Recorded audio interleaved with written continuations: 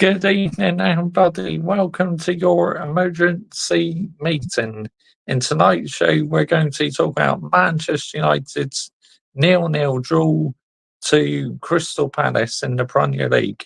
We have plenty of people in the building already. Good evening to you, Daniel Knight 14. How are you doing this evening, mate? Thank you for joining me this evening. Trust the process as you Manchester United fans. No, thank you. I'm not falling for that. Gazania, ball ruled out. Facts. 100% agree with you, mate. Who would you bring in if Ten Hag is sacked? Daniel Knight 14. Maybe a manager like Thomas Tuchel, an elite manager, or Don Carlo Ancelotti. Gazania, anyone right now? Laugh out loud. I'm so tired of this manager. Yep, we're underway. I just needed to get things prepared and have a quick loo break before I got started. Big up Josh CJ. But the process, it's coming good now. Another assist for Jadon Sancho today. Caicedo has landed at Geezer. Well, your team had a very good Wednesday, didn't they, Michael Chelsea FC? Land it on your bald ruled. Side needs to be careful of his heart and the rate he's going. I mean, he gets very worked up. So does Flying Pig United as well. I mean, we'll check out their reactions as well. We'll do what we did the other night, to make it more an epic show. Waistcoat ruled will save Man United. Oh, God, man. Literally, if we had him, we are fucks, honestly.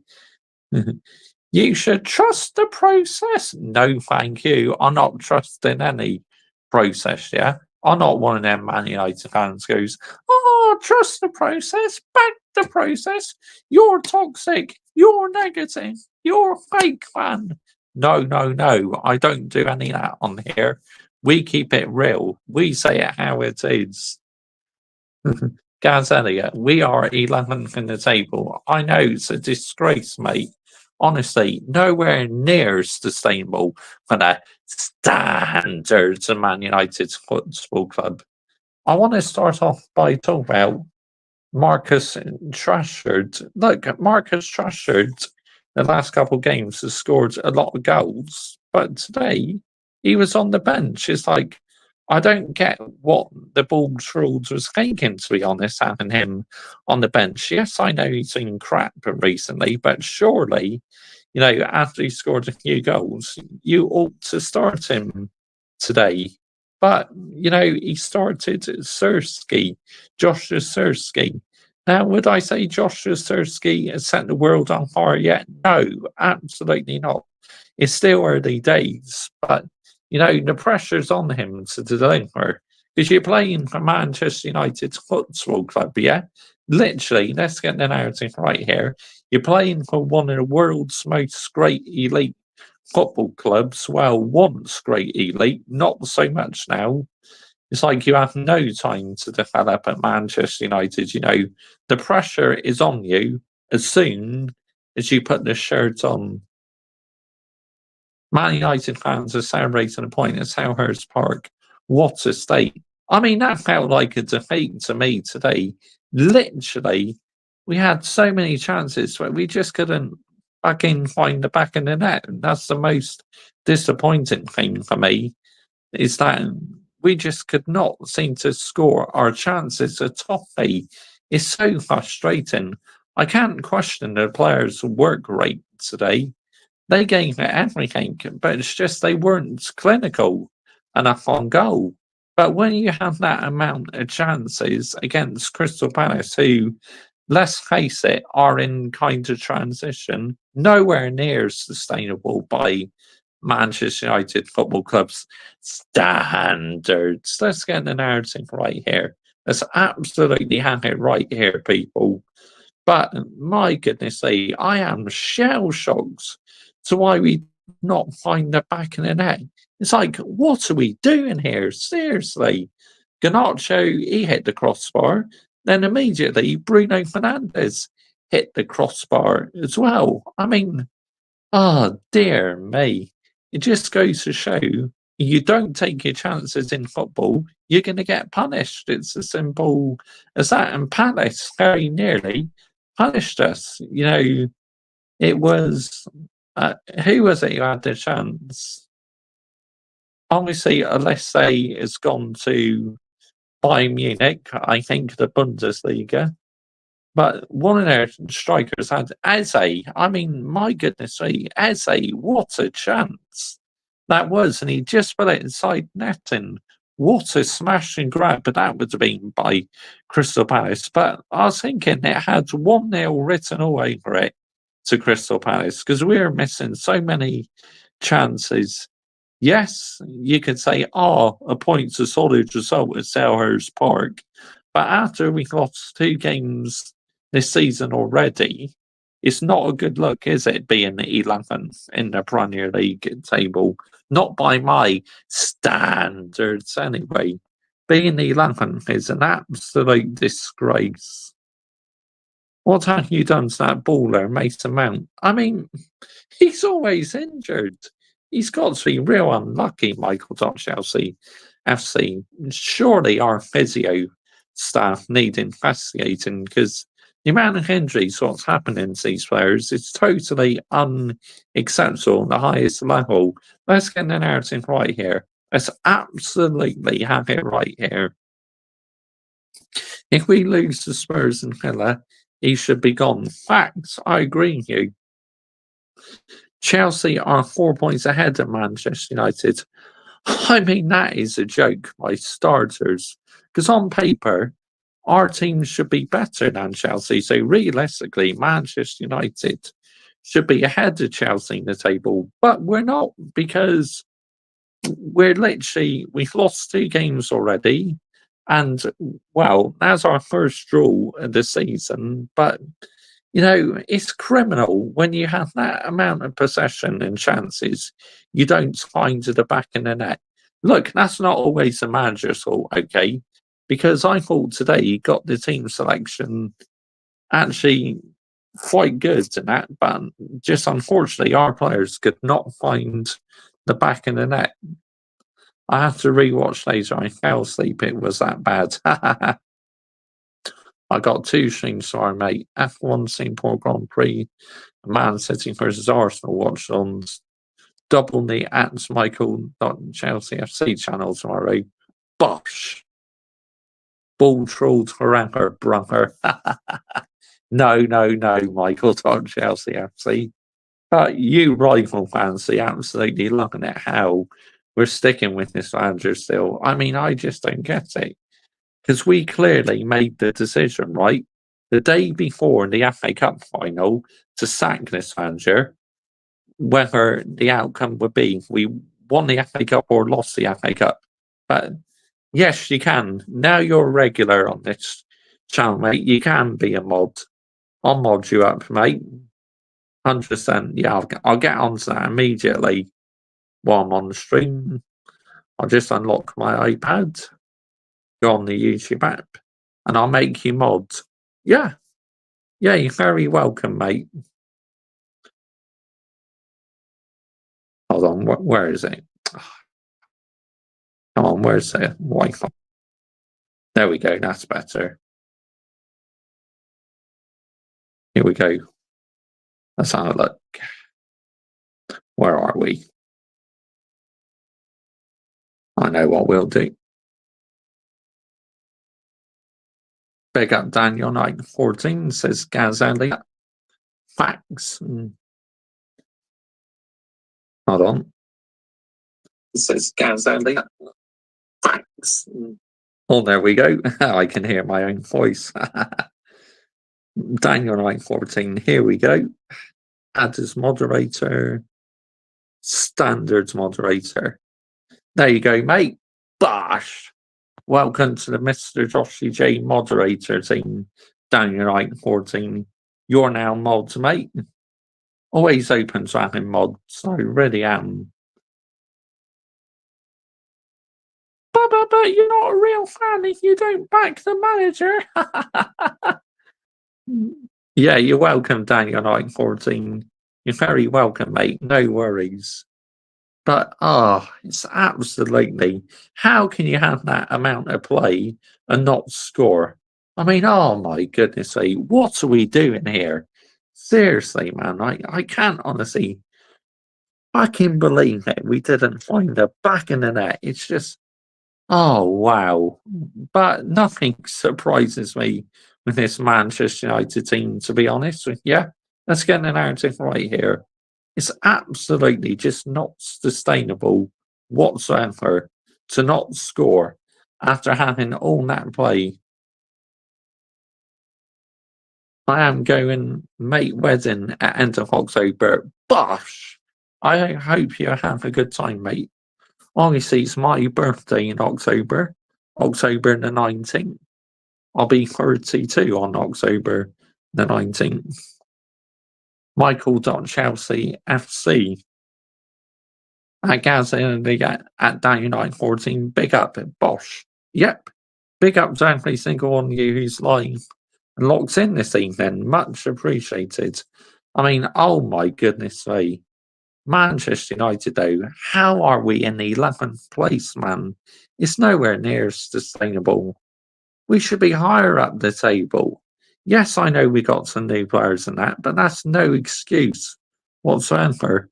By my elite standards, you should be doing a lot better than that. It's as simple as that. Big up Michael.Chelsea, Gaz Elliott. I mean, while you are watching live, if you do enjoy Manchester United content, make sure you're hitting the subscribe button. And please subscribe as well to my Mr. Joshy J Football channel and my F1 channel. They are both in the description to this video. 7 points in 5 games. I mean, it's nowhere near good enough.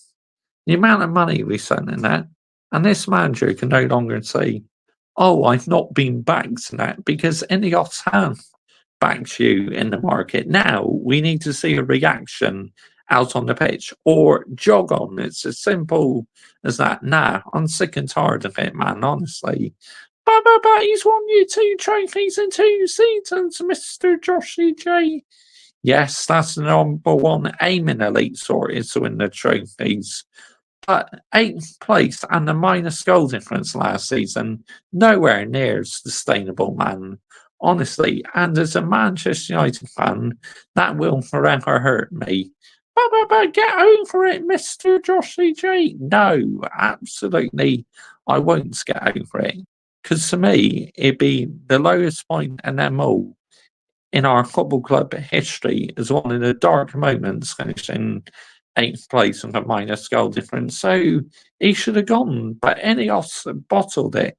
But yet, fans cannot understand why I still want this manager out. Shall I tell you why I want him out? It's because, number one, he's a bully to the players. Look at Jadon Sancho since he's joined Chelsea. He's got 2 assists. So just goes to show that the ball's ruled is part of the issue to why the standards has been lowered at Manchester United Football Club. Instead of being high up to the ceiling, high up to the sky, I heard nothing about Chelsea. I heard nothing about Chelsea ownership. And what do you think we will get updates? And when do you think we'll get updates? I mean, it's an ongoing situation, isn't it, Daniel Knight 14? Unfortunately, your football club mate. To be honest, it's going to take some time, unfortunately, for you guys until it gets resolved, unfortunately. Goldfish says no one is allowed to come at the ball's ruled. He needs time. Oh, does he? Right. Well, we'll listen to his match reaction in a minute. We'll absolutely cook him. Balls ruled made subs that done absolutely nothing. Facts. I mean, I hope they both sell up. What, you want Todd Bowley to sell up and Carrot Eaton Winstanley and Igbali as well? Igbali were holding each other's hands today. What the fuck? Seriously, Michael Chelsea yesterday. You're having a laugh, mate. That's crazy. But it sums your football club up in a nutshell, doesn't it? Man United women today landing the Minerals, beating Aston Villa women 3-0. Sorry, West Ham women 3-0. Bosh. Of course, like Chelsea women beat Aston Villa women, didn't they? The captain, number 8, was disgusting as well. Yeah, in the stands. Oh, that's crazy. Absolutely crazy, mate. I mean, how on earth did number 8 miss that opportunity? I mean, what are we doing here? Seriously, real talk, what are we doing? Yeah, it's an absolute joke and a disgrace.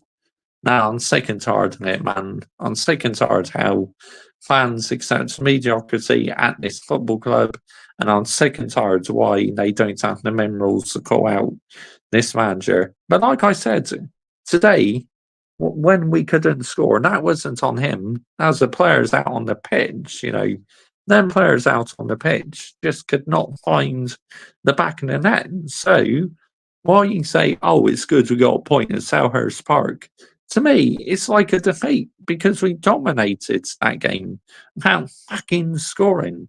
This is the thing what hurts the most about today's game. But he is Bruno not allowed to be called out. I think you find out that no one is immune from criticism, okay? Whether it's the players, the manager, no one is immune from criticism. If you're not happy about something, call it out. It's as simple as that. Like what I do, I have the minerals to call out my football club. Yes, I suspect I upset a lot of people by calling out my football club, but I couldn't care less because I'm here to land some minerals. It's like if you like it, great. If not, then cry. I don't care. It's as simple as that. Generally, do not care, people, at the end of the day. I don't get why our fans love this manager. Fags. I mean, according to some fans, they reckon this manager is the best thing since sliced bread and the best manager we've had since Sir Alex Ferguson. Did you see last season how many times we were getting away with results and that? Well, near the end of the season, it was starting to get peak, wasn't it? Because teams finally found us out to get over the line and that. But it was the injuries why you finished 8th place in the minus goal difference last season, Mr. Joshy J. Oh, get out of here, man. Seriously, what are we doing here? Again, fans who believe that you're part of the issue fall in for the PR bollocks. Let's have it right here. Daniel Dubas just destroyed Anthony Joshua. Oh, wow. Sounds like he absolutely got teared a new asshole there, Anthony Joshua. That's not good. But I'm not really a big boxing fan, to be honest. But I don't mind checking out the results and that. Mark Goldfish clearly does. Bought account. Facts. Absolute facts. Why do you think he does shows on Talk Shite as well? Mark Goldfish, honestly, it's the brown envelopes. He knows that he's getting paid by Talk Shite to go on his channel. The brown envelopes are paying him. Let's get the narrative right here. But you're a Man United fan. You're not allowed to go out Mark Goldfish as he supports your team, Mr. Joshy J. I think you find out I can call out Mark Goldfish if I want to, because his YouTube channel is also part of the reason why the standards has been lowered at this football club. Instead of being high up to here, high up to the ceiling, yeah, that's where my standards are. Instead of being down here on the floor, yeah. I do not accept mediocrity in this football club in any shape or form whatsoever. And I absolutely refuse to accept mediocrity. And you're never going to draw me into being a fan of, oh, trust the process, back the process. Oh, you're not one of us. You're toxic. You're negative. Get the fuck out of here. Seriously. I've been supporting this football club for 25 years, right? And why should I have to accept mediocrity? Because I will not accept it in any shape or form whatsoever. Yes, it's good dominating against Crystal Palace, but to me, it counts for fuck all if you don't find the back of the net. It's as simple as that. Like today, we just could not find the back of the net. It's just not sustainable whatsoever. Honestly, what are we doing here? How are Manchester United fans accepting this crap and trust the process? They should go and protest.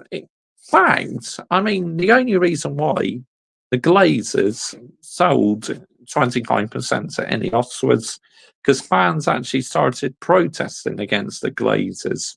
So that's the only reason why they sold a share in the football club. If it wasn't for them fans, these motherfuckers would still be in power today, 100% power in the football club, you know, making the footballing decisions and the business decisions. Now we got Ineos, they make the footballing decisions, and the Glazers are literally dealing with the business side of things. But shall I tell you why they won't let go of this football club completely? Because they will lose us as a collateral to Tampa Bay Buccaneers. Let's have their narrative right here. Yeah, absolute disgrace. How much fucking money is taken out for a football club? Yeah, let's get the narrative right here. An absolute disgrace. If there was a jail, you should be put into custody for that. Because what you're doing is illegal, honestly. Putting us in that much debt and taking money out of the football club. Get out of here. Seriously. Now I'm sick and tired of it, man. At Gaz Elliott, the same reason Arsenal fans love Arteta, mate. Facts, absolute facts. At Michael.Chelsea FC. As a Chelsea fan, I don't want to hear trust the process and that crap. Shows you got standards, mate, yeah? Like I have standards at my football club. So us want to have standards, right? We got to carry on landing it, carry on landing the minerals, because we refuse to let the brown envelopes win. Us fans who say it how it is, no surrender. We will not surrender. We will carry on landing the minerals like what Johnny Minerals does on his YouTube channel. Man United, the only top 6 team to not win today. Right, okay. Wow. That just goes to show where their standards are at the moment, doesn't it? Imagine that. The only top 16 not to win today. Greenwood would have still been a Man United if that audio never got out. Her word against his, that is what the fans would have said. Let's get it right. Facts, absolute facts, absolute wrong. I'm glad he's fucks right off that he's playing for another team, honestly, because he is an absolute disgrace. I never wanted him back in the football club, and I'm very happy he's not coming back to the football club because I would have been absolutely seething if he came back to the football club, honestly. Because we do not welcome players back like that at our football club. It's like jog right on, yeah? Get them out of here, terminate their contracts, and terminate their sponsorship as well. If they trust the process as a Chelsea fan, it would make me feel like Arsenal fans are not. Facts, absolute facts. That's where Chelsea fans are going from. Arsenal fans saying, oh, trust the process. Oh, you're a fake fan. You're not one of us. It's like, oh my goodness me, man. It's jarring just listening to all these fans talk PR bollocks these days. Honestly, let's get an narrative right here. I am absolutely sick and tired of all these fans chatting rubbish about my football club, whether it's Manchester United fans or rival fans saying, "Oh, keep this manager on, this and that." It's like, why don't you focus on your own football clubs, yeah? Instead of telling us fans how to support our own football clubs. If you're doing it for banter, like what Michael.Chelsea FC is and that, then that's absolutely fine. But any mutants and that, it's like, focus on your own football clubs, yeah? Keep your name out of my football club. Because why is it fans have different standards for other football clubs than their own football club? As a neutral, right, I see myself as a fair fan because I'm only giving my opinion as a neutral. I say, oh, Chelsea should, for example, give Enzo Maresca more time. It means you don't have to accept what I'm saying. I'm just giving my personal opinion as a neutral. And I'm not forcing people to get on board with my opinion, but obviously I'm not going to say that Chelsea should give Enzo Maresca more time than that because I leave that to you guys to decide, yeah, Chelsea fans, because it's your football club, so you have rights to say you want the manager in or out. Let's get the narrative right here. AJ got smashed tonight. Time for him to retire. I was seething earlier. Yeah, I know, Hayden Cox. You were seething. But why aren't you rejoicing after getting a point versus Palace? Shall I tell you why, Hayden Cox? Because I have very high, elite standards. Let's get the narrative right here. That's why I will not be celebrating a point. And why should I celebrate a point? Because I won't celebrate a point. Because, like I was saying at the start of the show, that felt like a defeat today. Honestly, that was so frustrating. But was I angry during the game? No, I was more like frustrated. But, oh, to not find the fucking back in the net. Oh, I don't understand it. I really don't. I don't see Southampton staying up. They needed to beat Ipswich today. I mean, that was a hammer blow, wasn't it, Michael.Chelsea FC? I mean, obviously, Hayden Cox was absolutely seething. He sent me a very angry voice note on my Facebook Messenger, and I'm not surprised because that's now twice it's happened against Ipswich, where Southampton had conceded very late against them. Just not sustainable. If you want to stay in the Premier League, you cannot be doing that. If you keep on doing that, you will get punished. It's as simple as that. Let's get the narrative right here, which it is a shame for Southampton. I'm not going to lie, but they've only got themselves to blame for not being clinical enough. But apparently, I was hearing the equaliser and they let in. It was very poor defending, and there's nothing Ramsdale could have done about it. Literally, I just need to see the highlights really before I can give a full assessment in the game. But yeah, worrying times for Southampton. I think I'm not going to lie. If they hanged on and won that, that would have been a massive 3 points for them. Stephen Harris is like a meeting of the village idiots in here. Right, get the fuck out of here, mate. Seriously, you are out of here faster before you say bosh. Get the fuck out of here, you mutant. Jog right on. Yeah? No, we are fans who land the minerals. We literally say it how it is on here. If you don't like it, jog on, mate. It's as simple as that.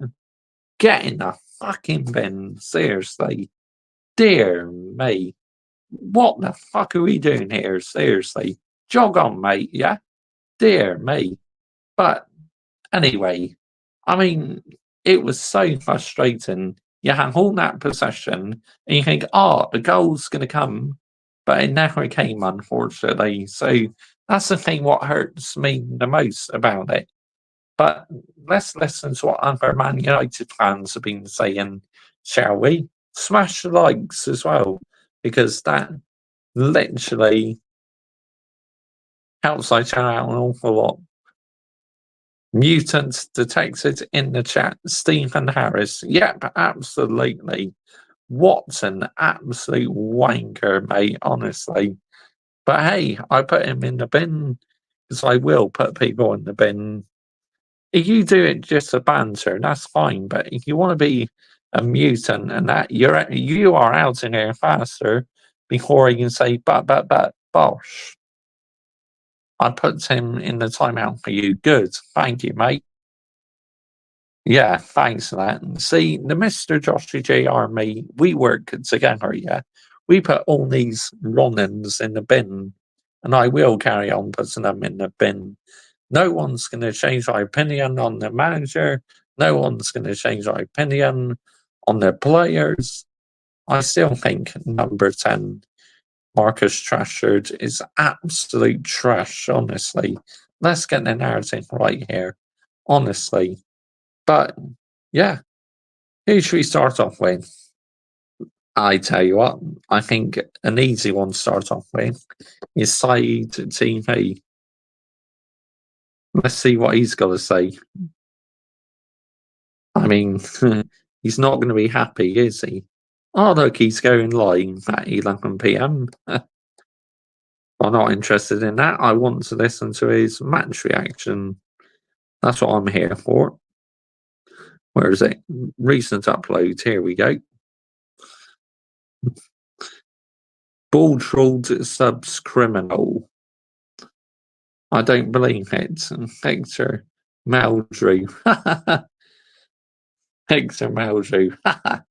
Ah, you lot are funny, man. Mark Goldsbridge. Oh, don't worry, we'll get onto him, mate. But yeah, let's start off with Saeed, shall we? Smash the likes, as that also helps our YouTube channel out an awful lot. Make sure you're hitting the subscribe button. I watched Saeed's reaction earlier, laugh out loud. But yeah, I'm reacting to it, Gaz Elliott. What's going on, people? Welcome back to the channel. Welcome back to Saeed TV. How Manchester United not won that game? How are we talking now and saying 2 points dropped? It's criminal. You don't take your chances, you don't deserve to win the game. It's as simple as that. We had chance after chance after chance. And that's the story. Second half, capitulated. After about the 50th, 60th minute, Manchester United capitulated. And guess who's to blame? Little old Eric Ten Hag. The favourites, again. Favourites SC. Bruno Fernandes, because he's wearing the captain's armband, can't be subbed off. He can't be subbed off. Why? I mean, that's a disgrace by starters. Like, you know, Bruno Fernandes being Man United captain, he's not Man United captain's standards. Why not give it to Ugrate or something? Give him a chance to captain. He's new. Let's see what leadership he's got. See, this is no hate on number 8, okay? It's just in my personal opinion, he's not good enough to be Man United's captain. Let's get an outing right here. But you're not allowed to say that to number 8 captain. He's your captain. Oh, get in the bin, yeah. Seriously, get in the bin. Yeah, don't you worry, mate. We're getting on to him, Daniel Knight 14. Don't you worry about that. Literally, we got plenty to get through. You take your technical players off in Ahmad, in Joshua Zirkzee, in Ericsson. You take them off, and United went to hoofball. Hoof. That's what Man United did. I'll show you even the stats, mate. If you want to know, yeah, I'll show you. Manchester United, here, look at all the dots. That's where Man United were creating chances. After Xerxes, look at that. Not many arrows. It's absolutely criminal, mate.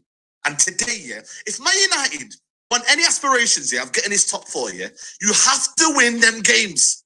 It's criminal. Garnacho, you got to score. Bruno Fernandes, you got to score. You, man, have to take your chances. First, He's criminal, honestly.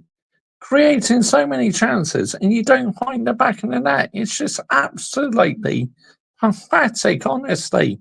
What are we doing here? I'm not blaming Erik ten Hag. We don't need to get to the second half with these problems. But you know what? You don't take your chances. It's on you to rectify it. Our subs made no impact. Rashford, no impact. Højlund, no impact. Ugarte, no impact. Their substitutions made an impact. They made an impact. Manchester United, no impact second half. That's true, actually, because Eze almost scored, didn't he? With a smash and grab. So could the Arsenal rejects, Eddie Nketiah. You know, he was very close to scoring, wasn't he? Eddie Nketiah. Are you seeing him? You didn't win. I wouldn't say seeing him, but to be honest, mate, it felt like a defeat. I'm more like disappointed, really, because obviously, what's the point in having all these chances if you're not going to fucking score? I know these things happen in football, but that should have been, come on, man, that should have been around 3 or 4 today. That's what hurts the most. But I'm more just disappointed, to be honest, instead of seeing him. Prefer Said on his own, to be honest. Yeah, I do as well. What PR did the ball trolls come out with? Don't you worry, we'll have a listen to that as well. I got plenty time. I can carry on cooking these ramens, honestly. I mean, but to be fair, I do like Said when he's on his own and that. But when he's with others and that, it's like he doesn't always like literally speak his own opinion and that. It feels like he wants to go on with what the others are saying. He's still brown out like, I've been tired all day last night, mate. I mean, you're having so much fun last night, mate. Anyway, let's continue. And you think this is what the Premier League is about? It's a game of 2 halves all the time. You don't take your chances, you don't deserve to win. And I'm sorry, man. I'm frustrated. Today, I'm frustrated today. Because I'm like, yo, everyone's won today. Chelsea's won. Villa's won. Tottenham's won. Got to keep up, man. You have to keep up. And if you don't, sorry, it's on you. And I want to hear what the waffle is today. Because Garnacho was tired. He needed to be taken off. But they're the same players. Just get protected all the time. Yeah, people, listen. For the first time.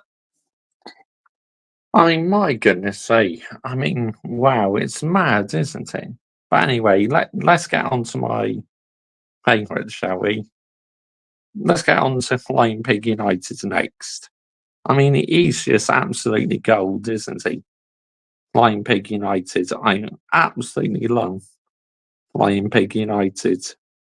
He makes me laugh so much, honestly. Oh my gosh, man. Literally, his rants are absolutely gold. Where do you see Manchester United finishing? I don't see them getting top. I think they finished 7th or 8th. I mean, I think realistically, say about 6 or something like that, to be honest. Come on, United, let's smash these Palace melts up. I know that fan that Eric Cantona kicked in the face that time at Selhurst Park, you know. We haven't been too good lately at Selhurst Park. We've, I think, lost 2 and drawn 2 out of last 4 visits there. Last season, they did the bloody double over us. So we need some serious revenge against these Palace scumbags today. Come on, United. No messing around. Let's get... Bit harsh. Palace and scumbags, that's a bit harsh. At these melts. That's a great ball from Xerxes for the Garnacho. He's 1-on-1 Garnacho! Oh, Henderson, you scumpiece. He's made a great save against Alejandro. Nah, to be fair, Dean Henderson had a good game today for Crystal Palace. He kept us out a couple times. So, again, that's quite harsh.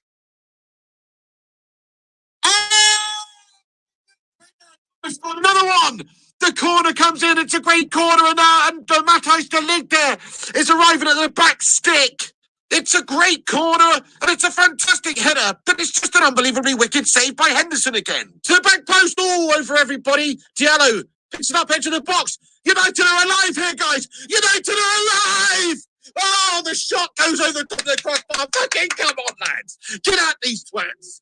Oh, Alejandro Garnacho, we've hit the woodwork twice. I don't believe this. Oh, my God. Alejandro Garnacho's shot is an excellent one. He's whipped it to the far corner. It's hit the crossbar and bounced away. And Bruno's just about 20 yards out, and it falls to him. And it's bubbling up in front of him. He half volleys it down towards goal, and it's hit the fucking crossbar again. Dudes, I can't believe how we've not scored in this game so far. Yeah? Yeah, what the hell is that all about, Mrs. B? I don't like that. Listen, if you're going to put a glass over a spider, just slide a card under it and put it outside. Yeah, I hate that. You know what it is? I saw it and I was heading out for the bus and I didn't have time. Oh, yeah. Why does it happen all the time then? Why do I come home and just like knock glasses that are randomly on the floor and then unleash a fucking spider across the floor? Oh my God, it's Spider. What are we doing here, man? Seriously. But Mr. Joshy J, you should be buzzing to draw. Nope, absolutely not. When we're 11th place in the Premier League, nah, not me. It was a disaster class in Ferrari today. Thanks, Michael.Chelsea FC. 100% agree here, mate. This guy is called PR. What the fuck is he saying? I mean, he's fucking funny to watch, though, mate, honestly. Brian CFC, big up Mr. Joshy J in the chat. Bosh. Good evening to you, mate. But it's a giant house spider as well. That's what it was. Yes, it's a big one. Yeah, and you put it on the floor by the little fridge. And so when I go to the little fridge to get the milk out for my cup of tea, bleary-eyed in the morning, I fucking knock the thing, don't I? Yes, I did. Luckily, the spider stayed in there. But I did knock it with my foot. It was right there underneath the fridge. I wasn't expecting that to be there. You know, you're setting booby traps of fucking spiders around the house for me now. Bruno Fernandes gets into that. Bruno, good ball, oh, I don't fucking believe it! Why is Dean Henderson turning into fucking Pied Piers Michael before our eyes? Why is this twat made another fucking world-class save against us? It's fucking unfathomable. What a save! He's unlucky not to. Oh, that's it, Bruno Fernandes. I've had enough, mate. No, he's got a gammy septic foot today. For whatever reason, his foot's fucking gammy. It's game over for you, Bruno. Get him off the pitch. It's again. Again, he's given it away. Again, he's shut it for us. Yes, he's running. Yes, he's trying. But his foot's gone septic, guys. Septic peg. Do you know what I mean? He's got a septic peg on him. 64 minutes gone. Only half an hour left for United. Oh, mate. He, honestly, he's so funny, honestly. Interested to see what PRETH just said. Oh, don't you worry. We'll get on to that later, mate. 100%. To get this much needed breakthrough, which is eluding us at the moment. And here are Palace with a chance. It's open up for Palace. Shot on goal. Andre Onana! Andre Onana! Couple of fucking brilliant saves! Get in there, Andre! We needed you there, Andre! It's just not having, you know, this is it. All the best players have a bad off day. But when you see that, I think you've got to, as a manager, make the decision to just take them off. Oh no, Sar's done us. It's a big chance by Palace! Oh my God, it's wide! Fucking hell, God. That literally had me having a little piece of poo come out of my arsehole there and fucking... Literally, right, I thought he scored that. I was like, oh no. But luckily, he hit the side netting, thank goodness. But if they scored that, Palace, that would have been a real smash and grab at the end of the day. Let's get the narrative right here. Literally almost touch cloth. Do you know what I mean? That was scary as fuck, that, guys. Oh my God, I thought it was in. They've totally undone us, guys, and it's not, guys, it's not. Thankfully, Easy puts it wide. Crikey. Nice, they've long balled it up the pitch and Andre Onana's got it. So come on then, lads, 5 minutes. Let's see a bit of urgency. What's happening here? Fucking hell, Martinez! Fucking hell, now what are you doing? I'm sorry, but what? The clock's ticking down! Why are we wasting 15 seconds? Stay on the ball!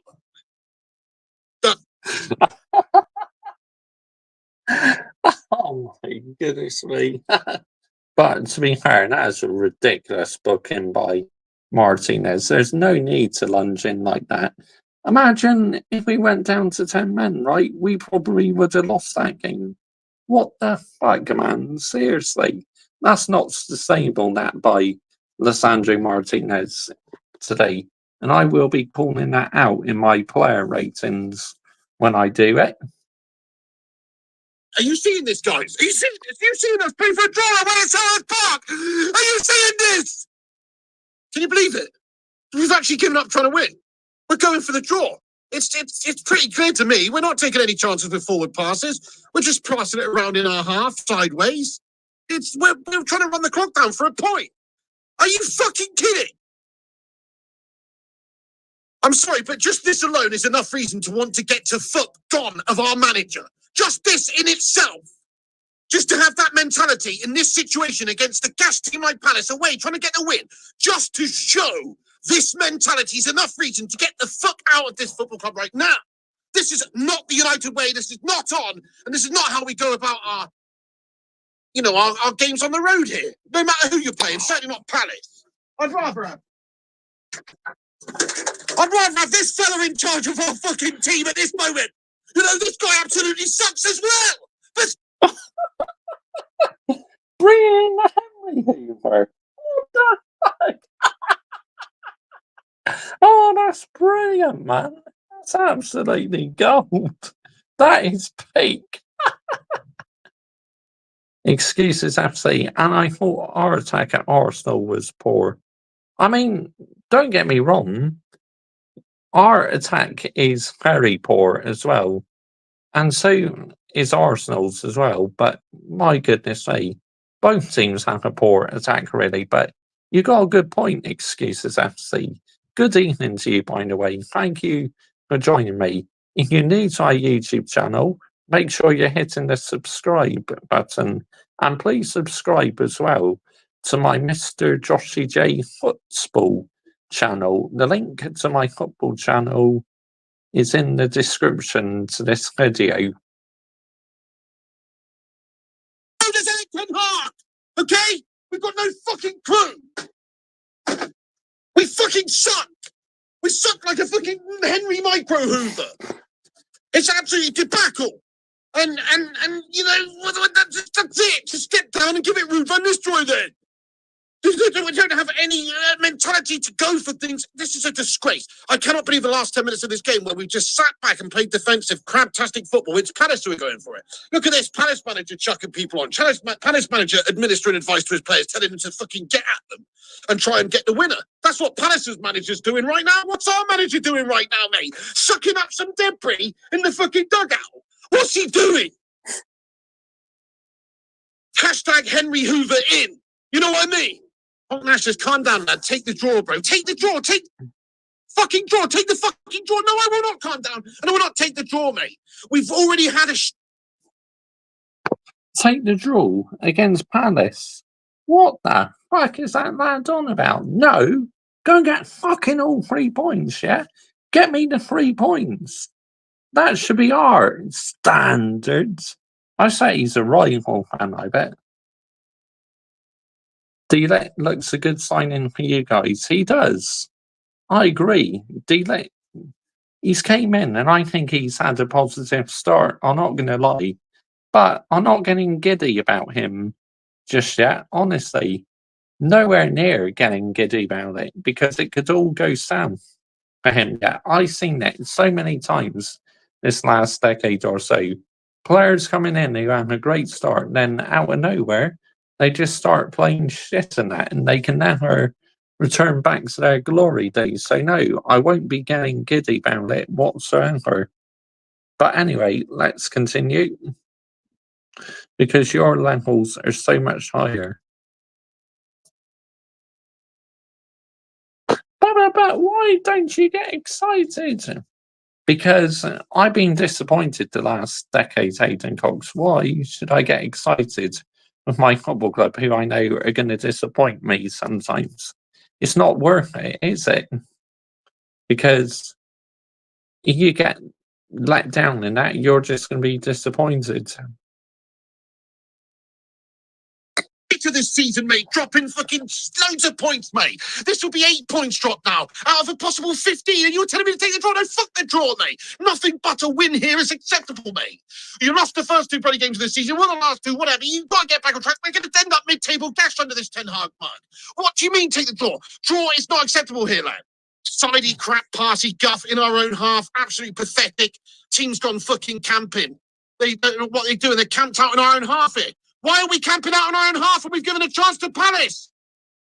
Bloody campers, mate. Carry on camping at the back, sitting back, doing fuck all camping out, mate.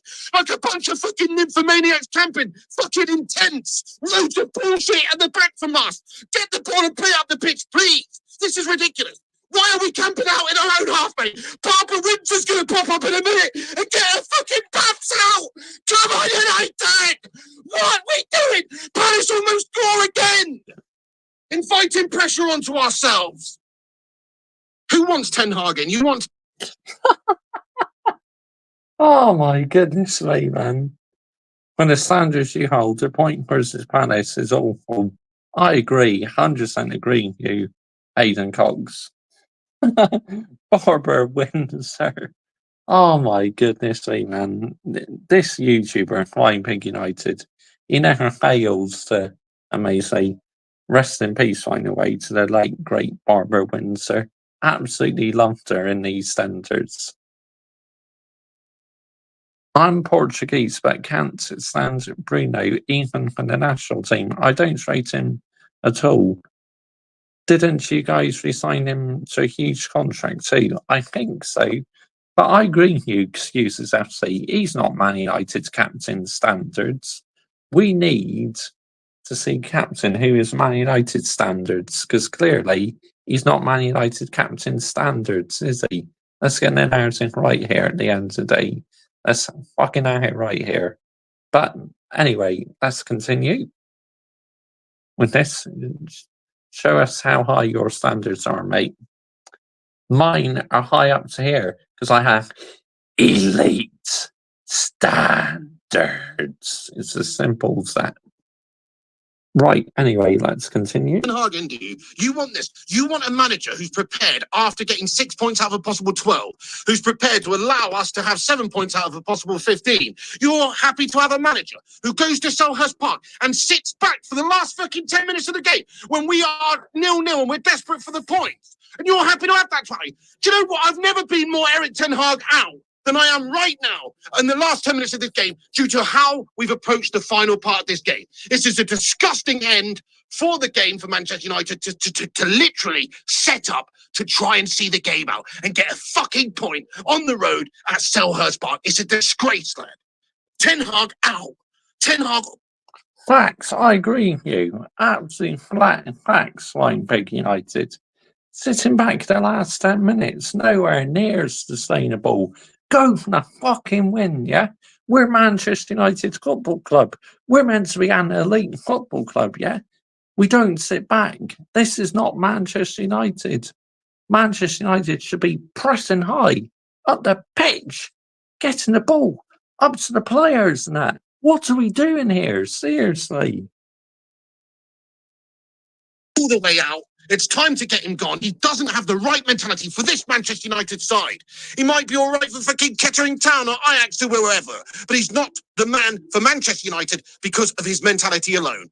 How do you not go for it? How are you not on the sidelines, ushering your players forward, forward, forward? How are you not doing that in this instance after the start you've had to the season? Fair enough. Maybe if we'd won 4 out of 4 so far before this game, maybe you'd be happy to get a point. Maybe you don't want to go, but considering the scenario, especially And even then, we should be going for the win because we're Man United, for fuck's sake. But to show this level of mentality at the end of this game, it's nothing short of an absolute disgrace to this football club. And I'm sorry, it's coming from the manager here because he should be ushering the team going forward. Right, United have a free kick here. It's the last kick of the game. It's the last kick of the game. Bruno's in a wide position. He's going to feed that into the box. This is our last chance. And Palace clear it away and head it away. And the referee's blown the full-time whistle there. We are fucking psycho. Come on. It's a fucking chain set. What the fuck has happened? There you go, guys. There you go. Yeah, Ten Hag is Van Gaal in disguise. That is a massive insult to Louis Van Gaal, to be honest, mate. At least Louis Van Gaal could get his players fucking horny and, winning, at least he has a fucking legendary career in the game. What's Eric Ten Hag done up until this point, mate? Oh, managed a bunch of fucking Ajax friends, bro. Oh, got to a semi-finals of a Champions League once. Oh, I'm going to rest on my laurels for fucking 5 years. Pissed off, Eric. Well, it's even worse than that, bro, in my opinion. This guy hasn't got the bottle to be a Manchester United manager. Facts, absolute facts. I mean, you want an FA Cup or a Carabao Cup, and then he's the perfect answer. But if you want to go to the next level, he is not the right man for the job. Let's get the narrative right here. Let's absolutely have it right here. Flying Pig United, absolute legend, honestly. I absolutely love him. Oh, we're going to give him 600 mil to piss away, fritter away on all old Ajax friends. I'm starting to think that he's just like a mole that's been dropped behind enemy lines, just to literally try and siphon all the money out of Manchester United's accounts and put it into Ajax's accounts. What's the fucking logical explanation? Why he's still here, in all honesty? So you know what? I'm sorry to say, guys. Eric Ten Hag, you fucking started it once again. Take your fucking heated gilet and get out my fucking dugout, lad. I've had enough of looking at this guy. I've had enough of how he can actually have the audacity to have us play that way at the end of the fucking game. It's incredible, really. You're not the only one, mate. I've absolutely had enough of him. He's got to go, man, honestly. But yeah, the football club decided to keep him on. They had an opportunity for a fresh start, but no, they bottled it by giving him a contract extension. Nowhere near as sustainable, man, honestly. One word to describe the results for you today. Good performance, but not sustainable for not scoring. That is how the way I sum up. And not sustainable by the bold rule to set us up to sit back and defend the last 10 minutes or so in Selhurst Park. No, go for the win. I'm sorry, but no, it's not acceptable, guys. We're not throwing the toys at the pram. This is not an overreaction. This is a legit, necessary reaction to an unfortunate coach who is our manager right now and who is actually sat there and who actually thinks that it's a suitable, acceptable result for us to go and sit and get a fucking point away at Crystal fucking Palace. That's who we've got in charge of our team. Somebody who is not befitting of our mentality as a football club. Look at the players applauding the away fans. Oh, really? Applaud the fucking away fans? Yeah, nice. Well, okay, fine. Yeah, but let's applaud the away fans. Why don't you fucking try and actually win the game for them first? Mrs. P, this is not the right time, Mrs. P. Yes, please. So you want me to put the burgers on? I'm trying to do a post-match reaction. Use your initiative, dear. Yes, I'll have some burgers, please. Thank you. I'll put the burgers. Put the burgers on. Thank you. My God. Anyway, so. Oh, wow. Oh, burgers. Brutal when you point at the camera, mate. Shall I tell you why Hayden Cox? So I have the elite high standard. This is just ridiculous, guys. Samiasi, get fucked, Samiasi, lad. And I thought that the way we approached this game to begin with was a very acceptable, good first half. You know, we've attacked them, we've got at them. If it wasn't for some stunning goalkeeping by the likes of Henderson against us, we'd probably be 3-0 up at half time. I cannot fault the way we started the game. My problem is how we finished the game. My problem is having that absolute bottle of shriveled up Willie mentality of just sitting back and seeing it out for a point away at Palace. We're not playing Manchester City. We're not playing Barcelona. We're not playing one of the big boys. We're not at Anfield against Liverpool. It makes no sense. Fair enough, I can understand maybe sitting back and playing like that for the last 10 minutes against Liverpool if it's 0-0 at Anfield. I could understand that, but I can't see that being an acceptable thing when we're in the situation we are at the start of the season against these fattest melts. I sadly don't think Manchester United will make that decision and get rid of Erik ten Hag imminently. I think he's going to probably waffle around a little bit longer, probably bottle it big time to Aston Villa and Spurs in the league, and then maybe they'll sack him. But why? We've got to cut the head off this snake now, if you ask me. Facts, absolute facts. What's your message to the ball trolled? Ball trolled out, and your tactics are a disgrace. That's what I would say. That'd be my simple message, mate. Not a nice way to speak to his missus. No, but he's only having a bit of banter. He's always like that, mate. So, yeah, no worries from me there. But, yeah, you know, Manchester United, no, we're not in a good place, honestly.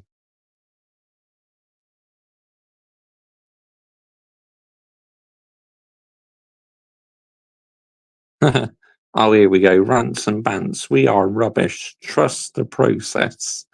Oh, my goodness me. What are you telling me, bro? What are you telling me, bro?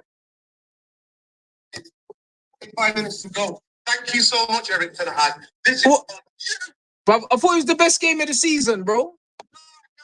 60 minutes to take up with Xerxes, Eriksen, Ahmad. The worst, you take up 3 technically secure footballers and you bring on Dross, and then your captain starts hoofing balls when there's 25 minutes, 30 minutes to go. And that is the reason why you lose, why you draw the game, because you couldn't swing the momentum. We were cutting them open with Xerxes. Without Xerxes, you can even look at the heat map. There's nowhere to be seen. I hear it. I agree. I 100% agree. But that's why I told you, man. We need to relax, innit? We weren't that good, bro. As soon as we lost our technical players, Palace, bro, you know, since Xerxes came off, we created one chance, you know? Yeah, facts. One chance. Ahmad and Eriksen. And then, Rand, this is the bit about Manchester United fans, yeah. They don't know about football. Majority of them, I swear, they're like, nah, sheep. If you watch Bruno from 20... I agree in that. A lot of our fans do not seem to understand about football. All they call is the PR bollocks. Let's get an answer right here. 5 minutes to go, 30 minutes to go. He starts forcing it, using easiest passes, no pressure on him, nobody around him. Even the little 3-yard passes, the 5-yard passes, the 10-yard passes, he loses it. They gain possession, they go up the pitch, they start making chances, the momentum swings. But none of them would ever point that out. And he's kept on the football pitch. Erik ten Hag subs. The Palace manager did not, no way he was thanking his lucky stars that his team came in at halftime 0-0. He then straight away made the changes. Then he didn't wait. He made other changes to try to secure the game, take off Mateta, switch all the things around, and we take the 3 technically secure footballers that we've got who played well for 60 minutes, and we take them off and bring on Dross footballers. Absolutely. And then we rely on our captain to do whatever the F he's doing. 100% spot on analysis. Bringing on Ugarte when we need a goal, and you got Casemiro who can pass better than him. You shouldn't have taken off Eriksen anyway. But if you're gonna take off Eriksen, you bring on Cass. You don't bring in Ugarte who can't pass. Like, that substitution was stupid. You bring on Rasmus who can't link, who did nothing when he came on. Ugarte has pace. Honestly, that is why Ugarte should be starting. Who's he talking about, mate? I think he's talking about Bruno on the free kick. When he said the player kept getting it away. Oh, I think he's talking about who was it who gave the ball away? Hugh Jones. Trying to think. Not too sure, but Will you ever call Casemiro by his shirt number? Maybe, mate. I don't know. Could happen. But anyway, let's continue. And you brought in Rashford up front before then, who had about 3 touches when he came on. Useless substitutions, but this is the manager. This is the manager. And bro, this is it. We're not creating enough. The best chances created in this game were created by Crystal Palace. That chance that Eze missed. Bro, but this is it. But that's why I told you, man, bro, we were as good as Palace were poor in the first half. As soon as Palace made changes in the second half, it's a different game. We played their game anyways. We started moving the ball, just what they wanted. Bro, But this that's is... our captain. That's our captain. Yeah, but bro, the reason why we were playing their game is because we don't have our own game. Bro, we don't have our own game. We don't have our own style of play. We don't have our own attacking shapes. We don't have anything. So we can only be as good as the other team's bad. We don't have anything. And this is what I was trying to say from the beginning. I'm watching the game, yeah? We had loads of the ball, but they were so rubbish and we still couldn't carve them open. They carved us open multiple times. We can thank Onana that we didn't lose today. Facts, they did. You know, like on the counter attack, they did carve us open a few times. Like, look at Eze. That could have been a slash and grab and goal, right? But literally, he put it side netting. One word to describe the tactics today. Good start, but not sustainable. Literally sitting back and defending the last 10 minutes or so against a Crystal Palace side who are in transition. Let's get the narrative right here. It's nowhere near sustainable, man. Nah, I'm sick and tired of it. Get out there. We can thank him. Yeah, forget the double save. I forget that. Yeah. I forgot about the double save. Henderson was good, but so was Onana. They probably made the same amount of saves. And you know what? Their chances were better than ours. That Eze one, he missed the target. We missed the target. Thank you. That's it. We didn't do that. We didn't do that. And this is what it is. This Man United team, yeah, when they have the ball, I don't know what I'm getting. The build-up's not good. Dalot inverts into midfield and then we just bypass him because he doesn't know what to do when he's in there. The whole thing stinks, bro. No, because listen, I'm not gonna lie to you. You know what? If I play for the team and Bruno play for them, I have to leave that team. Either he gets dropped or I have to leave that team. Anyway, big up, bro. We're gonna do the match reaction. All right, big up. Yeah. I'm gonna run mine as well. I'll catch you, man, in a bit. Big up, kid. Big up. You see that, guys? And this is why you don't doubt me, innit? Man United 0, Crystal Palace 0. This is why you don't doubt me. Because when I was getting gaslit by my own fan base in the first half, talking about this is the best performance of the season and we're playing so well, I said, no, we're not playing well. Palace are just shit. We're also playing shit. I mean, for the first 35 minutes or so, I mean, Palace and that, they were absolutely abysmal, I say, in the first 40 minutes. And then before half-time, they started to wake up and that. It wasn't because Man United were all that great. It's because Palace were shocking. Honestly. Told you, no attacking build-up, bro. First 15 minutes, I'm seeing Lissandro, left centre-back, De Ligt, Mazraoui, Dalot inverted. Can't play the ball through the first line. So we're going back to Onana. Everyone's saying, ran 73% possession. Just going back to the goalkeeper. And what? Yeah? Literally, you're not going to find the back of the net. That's irrelevant to me. Shambles. No attacking patterns. Kobbie Mainoo, when we're building up, he doesn't know whether to come short or go long. At one time, we were building up and I saw him on the right wing. Doesn't know where to be. Not being coached. Not your fault, Kobbie. You're a very good footballer, but you're going to die under this manager. I apologize in advance. fact, this could be another player who unfortunately drops off because the ball's ruled. You see, fans like to think this manager is the best thing since sliced bread. No, he's an absolute bully.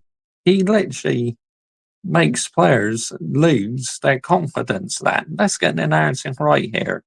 But apparently, they still reckon he's the best manager since Sir Alex Ferguson. It's like, get the fuck out of here, man. Honestly, I'm sick and tired of it, man. As long as this manager's here, you're going to have a horrible season this season. I'm sorry. It's not your fault, but people are probably going to blame you at some point. That's how it goes under. I'm not, because literally, Kobe Mainoo is always playing for the Manchester United badge. And he has a bad game, I'll call it out, but I won't be pointing the finger at Kobe Mainoo. I'll be pointing it at the ball's ruled, honestly. Let's get the narrative right here. Let's absolutely have it right here. Manager. Christian Eriksen, good performance. Overall, got taken off for Manu Ugarte and came on and ran around and done nothing. Like what? That's his game. Running around and fouling people. Why did we need to bring him on in a game where we weren't really being pressured? Dead substitution. Joshua Xerxes linking up everything in between the lines. Man are saying, oh, Xerxes not doing anything, rants. He's not doing anything. We take him off, we create one chance in half an hour when he leaves the pitch. You bring on Rash Bandicoot, does nothing. Bring on Hoyland, does nothing. Rash Bandicoot instead of Crash Bandicoot. Oh, that's funny, man. That's a good one. Rash Bandicoot. Oh, wow. This is the Hoyland you man were fantasizing about. His first contribution to the game, yeah, was a pinball off his shin pad, bro. This is what you man made me wait for. This is the guy that you man told me to wait till he comes back. Scrub. Garnacho, they're going to try and blame Garnacho for the chances he missed. I don't blame Garnacho today. Garnacho is what he is. He's a C-level player at best. He's going to miss loads of chances because he's not very good. He had a couple difficult chances today. Don't make it be, oh, we didn't win because Garnacho missed. No, we didn't win because we didn't create the best chances of the game. It was Crystal Palace. When you look at the quality of chances we created, the best quality chance we created was from a corner kick, and it was a header from De Ligt. That was the most clear chance we created today. Everything else is percentage football. Decent chance, but it depends. It needs to fall to the right person at the right time on the right foot in the right moment. Nothing clear cut. Nothing clear cut for all this dominance. Our rants, we created loads of chances, 9 shots, 4 on target. That was in the first half. Second half, we didn't even have 4 more shots on target, I don't think. We stank the place out. We stank out the joint. We just stank out the joint with the ball at our feet. Musa. Yo. Stank out the joint. Stank out the joint. Listen, I heard you on the Saeed's thing. Oh, wow. It's crazy, isn't it? But he's won you 2 trophies in 2 seasons. And what? And what? Yeah. Literally, real talk. Yeah. 8th place and the minus goal difference is nowhere near sustainable.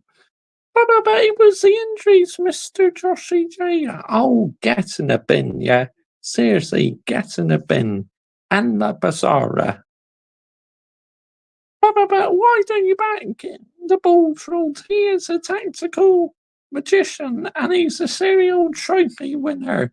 Domestic cups, yes, but a Premier League title and a big European competition, no, he's not. Let's get the narrative right here. But anyway, it's mad, isn't it? It's crazy how literally the standards are being lowered at this football club. Now, I'm sick and tired of it, man, honestly. All I want my football club to do is play some great football. Anyway, I will be back in a second. Just going to grab a snack, and I'll be back with you guys.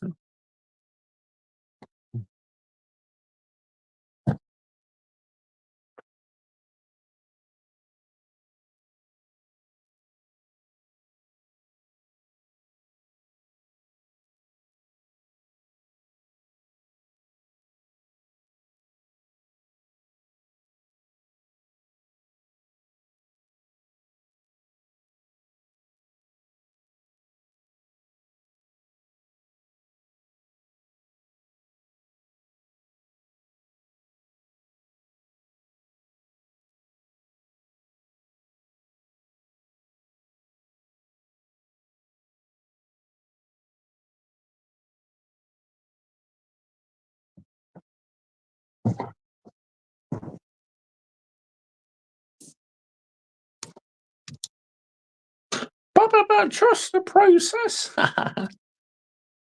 No, thank you. I'll never trust the process. Cheers. Hmm.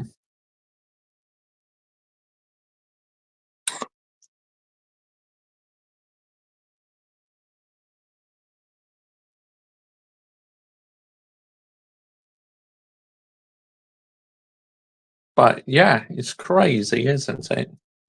Anyway, I will react to another Man United fan in a second.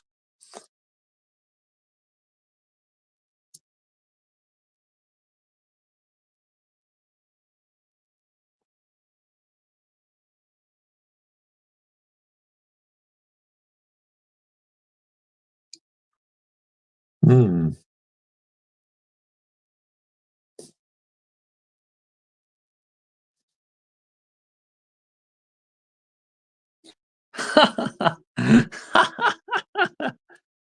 But that pig had a life. Why are you eating it, you monster? Sorry, I had something on my screen. Oh, that's funny, mate. But yeah, I absolutely love ham. It's so nice. Really is. Hmm.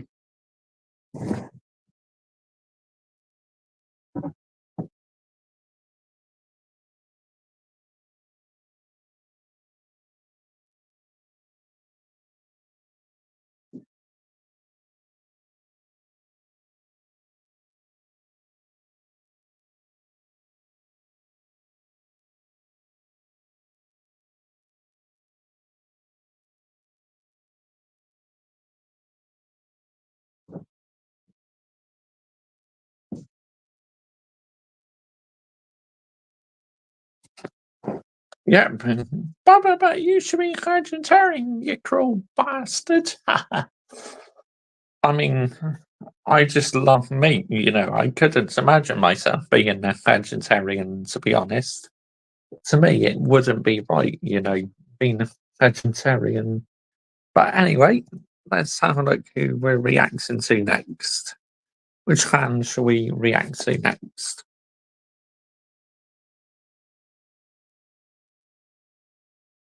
Let's have a look. Who should we go for next? Tell you what we'll go for. Yes, I think we'll go for Mark Goldfish. Next on the United stand. That's the next one I think I'm going to react to. Let's go, people. Let's go. Hello, everybody. Welcome to the United Stand. Manchester United 0, Crystal Palace 0. I'm going to shoot from the start and say I'm just gutted, absolutely gutted by that. I'm not going to beat about the bush. We needed to win. I'd have took a win if we'd have played absolutely rubbish. The 3 points were what mattered. To play well and draw is the ultimate frustration. And I'm not going to, you know, jump on the performance. Like, look, there are Ten Hag outers amongst you, and you will somehow twist that performance into why we should sack Ten Hag, which is absolutely incredible, because that, to me, for 17... Exactly. Because I have high standards, mate, yeah? The points tally we have and that, the way he treats players, that's why I'm the ball's ruled out, mate. Let's get the narrative right here, yeah? At the end of the day, it's my opinion. Like, you got your own opinion. You want to back this manager? Fine. Fine by me. Minutes was very, very, very good. I thought the last 20 minutes was shite, and I would ask why it was so shite. But high possession, high performance, high line, high chance creation. We are top of the league now for big chances missed. 17 big chances missed in what? 5 games? That's shocking. We are creating chances. We had nearly 70% possession away from home. We had a high line, and we've fucking drawn 0-0 against Chris. You see, that's not all on the manager, honestly. If you can't find the back of the net, that's on the players, isn't it? So I'm not blaming that on the Bulls rules. Unfortunately, these things happen in football. There you go, Goldfish pushing down his brown envelope narrative. He's gaslighting you again. Yep, 100%, but it's not going to work. Michael.Chelsea FC, it's not going to work, mate. Palace. That is progress. Of course, it's progress. We lost there 4-0 last year, but progress. We didn't get the fucking 3 points, did we? Let's get the narrative right here. What progress? Oh, because you didn't lose the game. And what? And what? Yeah? Still isn't fucking 3 points, is it? it's just so bloody frustrating to draw that game, and there is no other way of dressing it up. There are things we can talk about, and I'm going to start by saying that Bruno Fernandes is a massively important player for Manchester United. Of that, there is no doubt. But around 55 minutes in the second half, he played 4 shit passes in a row. And any manager is going to go, right, I need to take a look at that. I can't have a player that's giving the ball away that much. I've got to take a look at that. Let's see over the next 5 minutes what happens. Mason, go and warm yourself up. Or Agate, warm yourself up. We'll put Eriksen at number 10. And it continued for the rest of the game. And I'm sat here going, if I'm... Eriksen, number 10. Eriksen's not good enough to be number 10. His legs are clearly gone. Yes, he's had a couple great games now, but Eriksen at number 10, no way. That'd be criminal and suicide. See, fans talk about Casemiro's legs being gone. To me, Eriksen's legs are gone as well. Let's get an narrative right here. Why don't you call out Eriksen as well? You brown envelopes. Honestly, what are we doing here? Jim Radcliffe, message to you, you need to take a look at that. That needs to be going down to Dan Ashworth, Berardi, Wilcox. And I'm asking the question, Eric, why didn't you take Bruno off? Why didn't you take Bruno off with 20 minutes to go? With half an hour to go? Why does he stay on the pitch? And I'm sure Eric will say, and many of you will agree, because he's the captain of the team. At any moment, he'll produce a moment of magic. And my answer would be, you spent £55 million on Mason Mount. Can he not produce a moment of magic? Bruno played badly in the second half. Take him off. Take him off. Why is Ahmad taken off? Why is Xerxes taken off? But you can't take him off. We have to stop being like that, in my opinion. In my humble opinion, you can't. I mean, look, the captain, number 8, right? I'm not always a fan of him being captain, but, you know, literally having number 8 on, he can score you some goals. So I think we made the right decision to keep number 8 on. Mount Ainsworth, 29 million, let alone 55. I mean, look, when he's at Chelsea, he was absolutely fantastic, wasn't it? Mason Mount, but he was forced out by the Chelsea owners, so that's why he joined us. And he was given the number 7 shirt. Now, that's not Mason Mount's fault, okay? That one is on the Glazers, but the problem I have, that is a total disrespect to be given the number 7 shirt. I mean, what an absolute disgrace when you think the likes of David Beckham and Cristiano Ronaldo had to earn that shirt. But no, they gave it to Mason Mount straight away. Money. I will do anything for pound notes. PR. All that. And honestly, it's a joke, man. Honestly. What are we doing here? Anyway, let's continue. Cannot keep players on the pitch that aren't playing well when it's 0-0 and you need to win. We've drawn that game 0-0. Keeping Bruno on the pitch didn't work. With 20 minutes to go, you bring Mason Mount on. You draw the game 0-0. You're no better off. You win the game. It's a brilliant bit of substitution. And for me, that was just an open goal again. Why have you not done that? And I hate being in this situation where for 70 minutes, we were very, very good. In the last 20 minutes, I think in fairness to Palace, in the last 20 minutes, they looked like scoring more than we did. The subs didn't work. Rashford came on for Xerxes. We lost that focal point. Rashford goes to the left. Rasmus comes on. We can't get it back. The substitutions, the bench that we thought was really strong, just didn't work. Didn't work for us, did it? Like the substitutes made zero impacts on the game whatsoever. It's so frustrating. Look, what I will say is, I have to say this. There will be people moaning and shouting, and that's just incredible. That is incredible.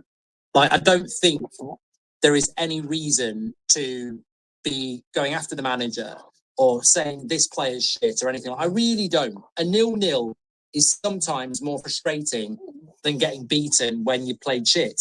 0-0 when you played really well is so frustrating because we're not Man City, we're not Arsenal, we're not up at the top of the league. We need the points. We don't have the luxury of going, it's one of those days, you know, tomorrow's a better day. We are desperate for points. We can't afford to play well and draw. And I thought, look, you know, in the first half, brilliant. We should have been at least 2-0 up.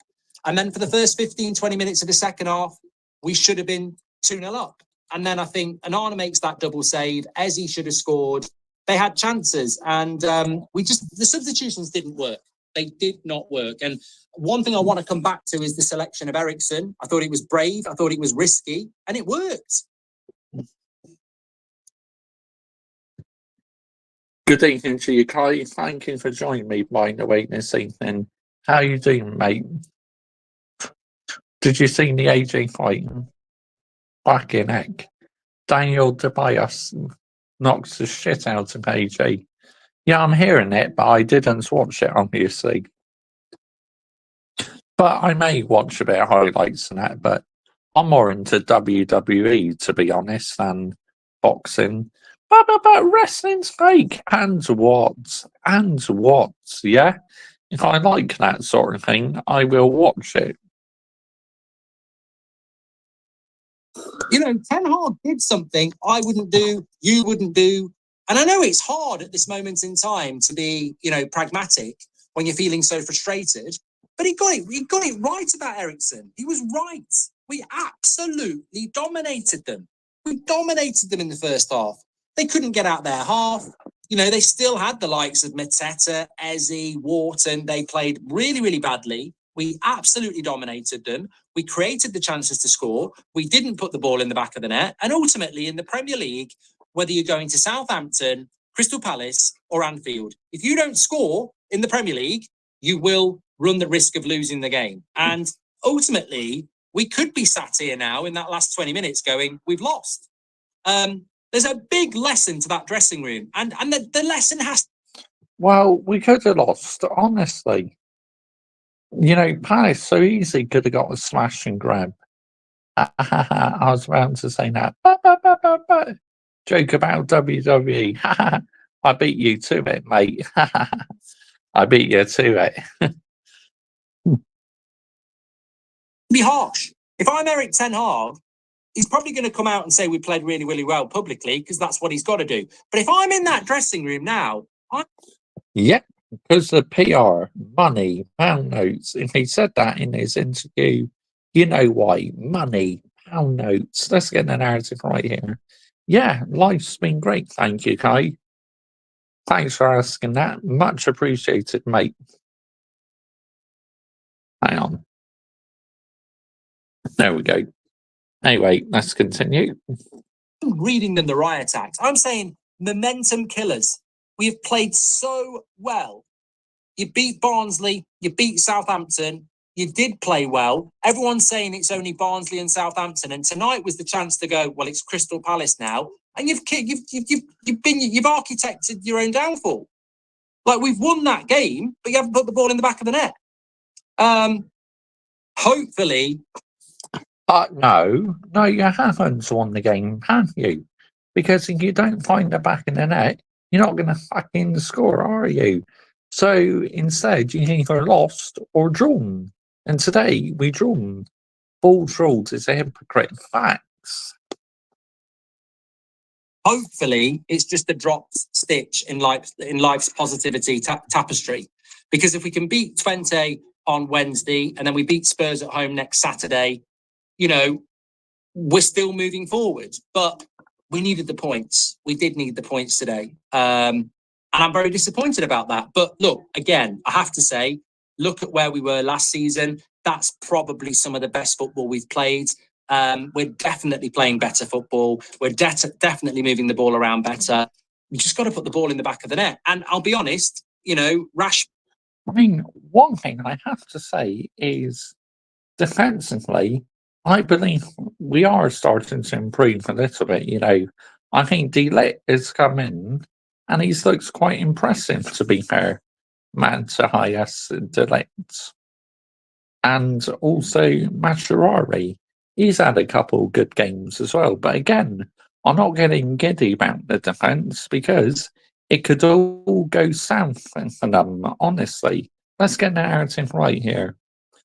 Fuck off Goldbridge going on about Southampton. Keep our name out your mouth, you PR mutant. It's what easy late YouTubers like to do, mate. You know, like these massive YouTube channels. They like to disrespect the lower league teams and that. Where me, I have a lot of respect to Southampton at the end of the day. Look at where you were last season. Shut up, you PR mutant. You are 11th now, which is worse. Facts. Absolute facts. Anyway, let's continue. Good Rasmus Agate made absolutely no difference to that game. The subs just didn't work. And I don't think it's necessarily on those players, but they made no difference. And I wouldn't give any of those players higher than a 6. They made absolutely no difference. The rhythm just went out of the game. Just going back to Bruno, a few people have said it. Very, very good points. Is he a possession-based player? Well, look, we can have that conversation. I don't understand like why we can't have grown-up conversations. Like, Ten Hag out is nonsense to me. Some people might be saying it. Sal Bruno is nonsense to me. Some people might still say it. But we... Really? What? So, people who want the manager out, it's nonsense, is it? No, mate, it's got that in a fucking opinion, yeah? Fucking jog right on. Get out of here. What are we doing here? Seriously. Now, honestly, I'm sick and tired of it, man. These fans are part of the issue in this fan base. Let's get the narrative right here. I'm absolutely sick to the back teeth of it, man. Mark needs to cancel. I'm sorry to say it. Why is Goldbridge happy being the 11th? I know you aren't happy. Of course I'm not, Hazen Cogs. A fan in this club for 25 years. I know for sure that is nowhere near sustainable. I feel so sorry for Martinez and De Ligt. They had no one to pass the number. Excuse me, passing lanes. I remember when he left to Goldbridge. I did before he became a PR YouTuber and that. I used to love Goldbridge too, Hayden. See, we all did. Can have the conversation about, is Bruno Fernandes a possession-based player? Because there was so many times in the second half where I'm like, Odegaard wouldn't do that, De Bruyne wouldn't do that, Maddison wouldn't do that. And I'm like, he just doesn't look after the ball.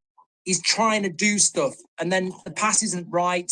He's passing with the outside of his foot. It's just like, just fucking pass the ball with the inside of your foot like you used to do when you were 6 years of age. It's a simple pass to Ericsson. It's 10 yards away.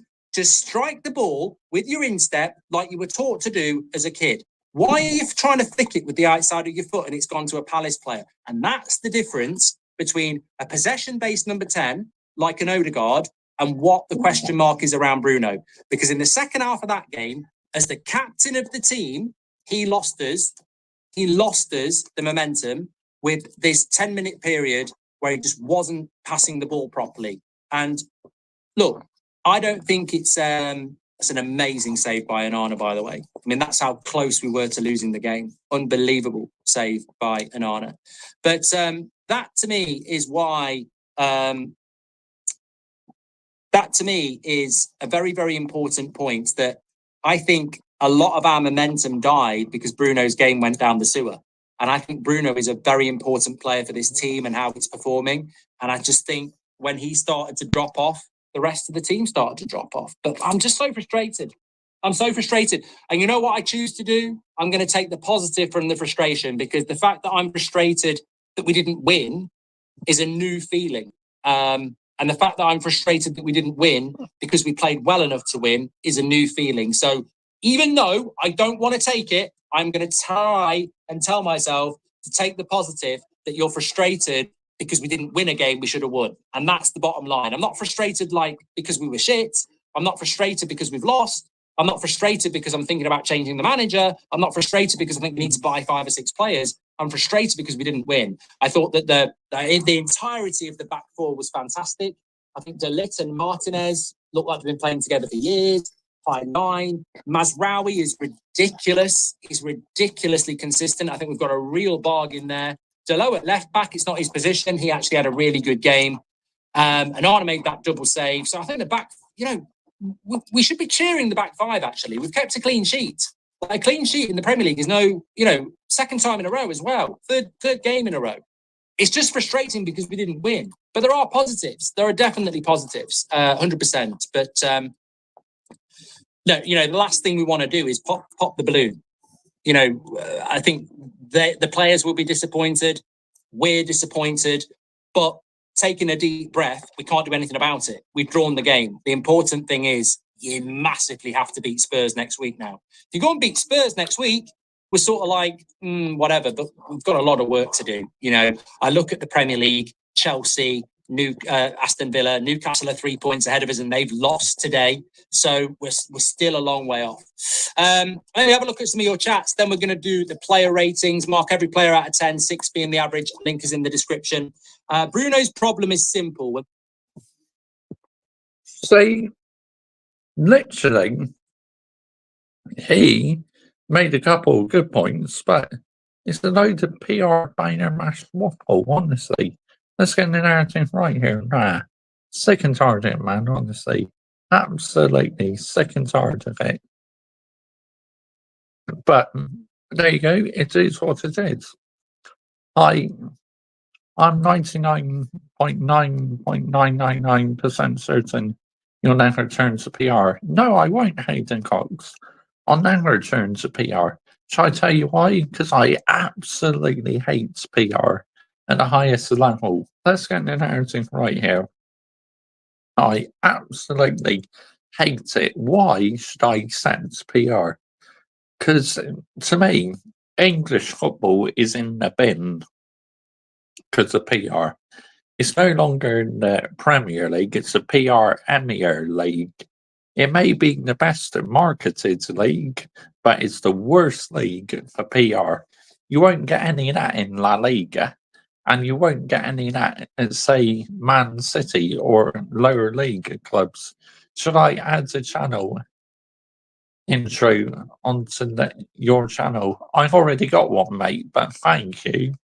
If you go through my latest uploads and that, you'll see that I got an intro saying Mr. Joshy J.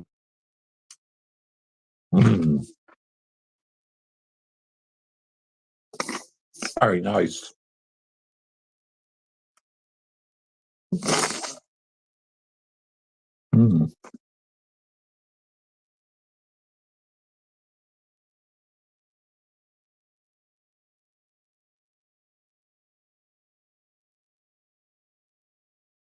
Mr. Joshy J is so elite. Bosh. Big up, mate. Thanks for that.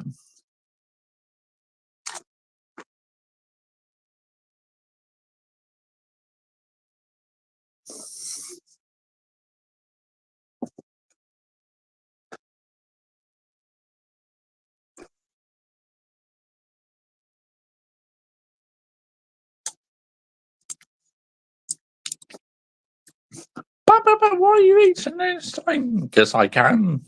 There's no crime in it. You know, I usually have a snack on a Saturday night. It's the weekend. Michael should add a channel intro to his YouTube channel. Well, maybe talk about it to him in his next stream. He's going live twice tomorrow now. So, yeah.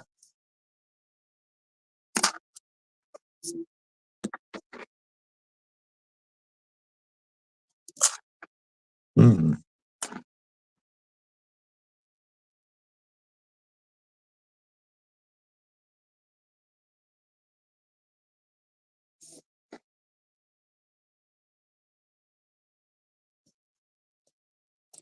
Mm. First lesson back on Monday after I had injury. Oh, cool. Is that a drawing then, mate? Your drawing lessons. You're starting your drawing lessons back up again. That's really good, mate. I'm really happy for you.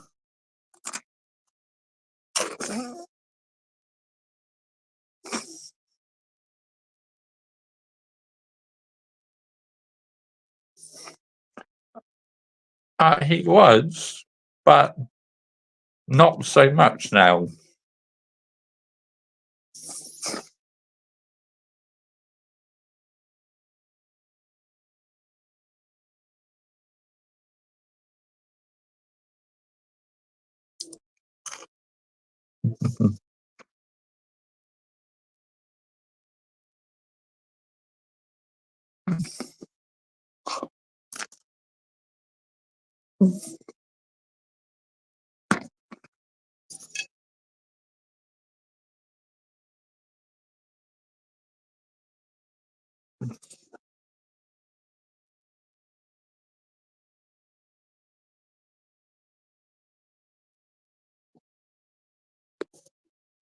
Mm.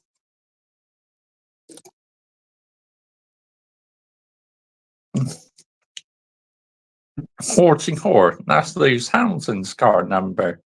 It says there's 44 watching. I'm guessing my haircut's on Tuesday. Oh, hope that goes well for you down your night, 14. Great line, this. Thank you. Hmm.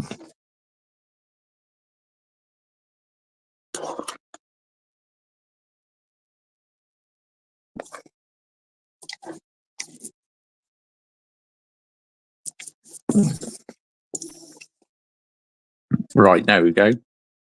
That's that finished with. So, right. Let's have a look at another Man United fan I could react to.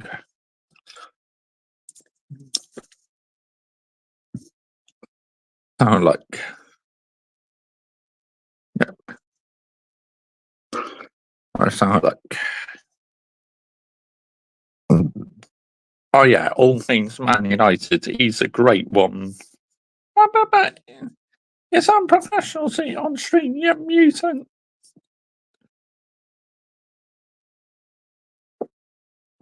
Excuse me.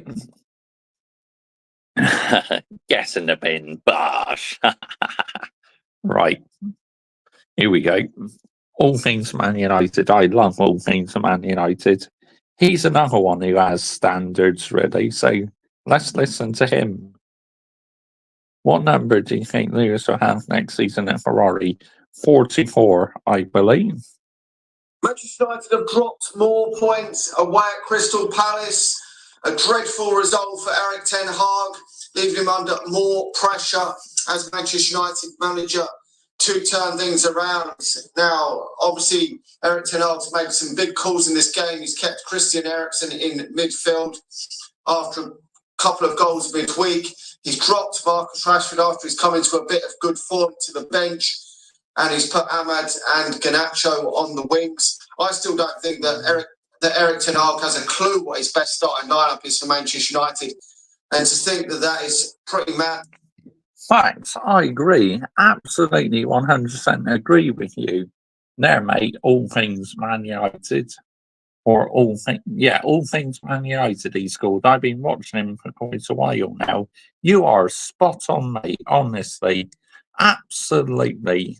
100% facts, mate. Mad, considering he's into his third season. Yes, you can have the odd one player here or there, maybe that you're not too sure, but he doesn't have a clue which wide players he wants to go with. And that has been a problem for him. He says that Marcus Rashford was just rested, but I'm not too sure. But Manchester United should have been 2 or 3 goals up in that first half. Squandered chances. Just disappointing that Manchester United couldn't get that breakthrough in that first half. Second half, Manchester United have not been as good. And I think a lot of people are baffled with the substitutions from Eric Ten Hag. That has the starting lineup and substitutions has been a massive downfall for Eric Ten Hag as the Manchester United manager. I know there's been no style of play. The football's looked dreadful under this manager, but that has also been a massive problem. Every time I see the I agree. The football seems so fucking pragmatic. It's unbelievable. All things Man United. You are absolutely spot on. You should do a fan calling show about Manchester United. I think we'll wait for that for a little bit until the numbers get even more higher than that. You know, that the subscribers go up. Anyway, let's continue. team sheet. Every time I see the substitutes, I'm always baffled at what this geezer is trying to do. And yesterday, in that first half, I know what people are going to say, it was a lot better. We've hit the woodwork on occasions, and Henderson's made some saves. But second half, we could have lost that game. Credit to Onana, he's pulled off some saves there in that second half to keep Manchester United at 0-0. And we've got the point, but is the point good enough? 7 points from 5 games. Manchester United are already looking to do catch-up on the teams above us. To be honest, under this manager, I don't see Manchester United getting anywhere close to even the top 4 this season. Nor do I, mate. Mr. Josh J's one of the most brutal YouTubers out there. Bosh! Thank you, Hayden Cox. Appreciate that, mate. But I agree with you. There's no way we're going to get top 4 with this manager. Let's get the narrative right here. But he got you 3rd place in his first season, Mr. Joshy J. And what? Yeah, that was 2 seasons ago. Stop living in the past, yeah? But you keep living in the past, keep bringing up 8th place and a minus goal difference last season, Mr. Joshy J. Because I have every right to, okay? Because it will be a thing what will forever hurt me as a Manchester United fan. A fan for 25 years and that. Why should I be happy about that? Because I'm not. Which, in my opinion, is absolutely dreadful considering the amount of money that this geezer has spent at Manchester United, the players he bought. And to be honest, this has been pretty much how I expected the season to go for Manchester United. I thought that with the additional signings in the defensive areas, bringing Ugarte in, bringing obviously the defenders in at the back, like I said, De Ligt, would make Manchester United stronger at the back.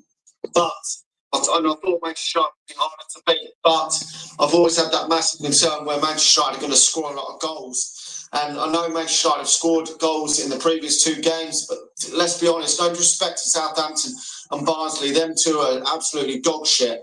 And Southampton, for me, are going to go down in the Premier League. They could have gone 1-2-0 up in that game if they hadn't missed the penalty. I think that they would have probably gone on and won that game or not lost that game had they scored that penalty. I'm not sure that Manchester United are going to come back from a lot of games if they go behind. And luckily, Manchester United went ahead in that game shortly after. But it could have been a totally different game. And obviously, that Barnsley game, you're putting out a really strong starting lineup against and bringing the likes of Bruno Fernandes off the bench. against a very weak side in League One. But I mean, Bruno today, absolute dog shit. And to be honest, I feel that Bruno doesn't deserve to play for Manchester United in that starting lineup. I think he's been poor under Erik ten Hag recently. I just think that I agree. He's not been good enough recently. Honestly, how dare he speak about us like that? What does he think he is? I mean, I may have said something similar, mate, but I don't think I was that brutal, was I? On Southampton and Barnsley FC. I mean, realistically, Manchester United should be beating Southampton and Barnsley, which fans are not realising how good Southampton were for 35 minutes against us. You know, they were absolutely superb against us. But problem is, they just could not finish their chances. A bit like what happened in the Ipswich game, I take it. I didn't watch the game, but going by what you're sending me, Hayden Cox, it looks like your side missed quite a few chances, mate. we could do better without him in the starting lineup myself. But that's my opinion. I think today he had an absolute stinker. But where Manchester United go in the league, I'm not too sure. There's too many points now have already been dropped in this league. We've lost 2 games and drawn 1 out of the first 5 games. We've only won 2 games. Just not good enough results for Erik ten Hag. And as I said after them two back-to-back wins, the Manchester United have only, Erik ten Hag's only kept the wall from the door for a bit until these upcoming games. He's got to carry on winning games of football, or the pressure's still going to be there, because the pressure was still there, in my opinion. Them 2 games didn't change an awful lot for me for Erik ten Hag.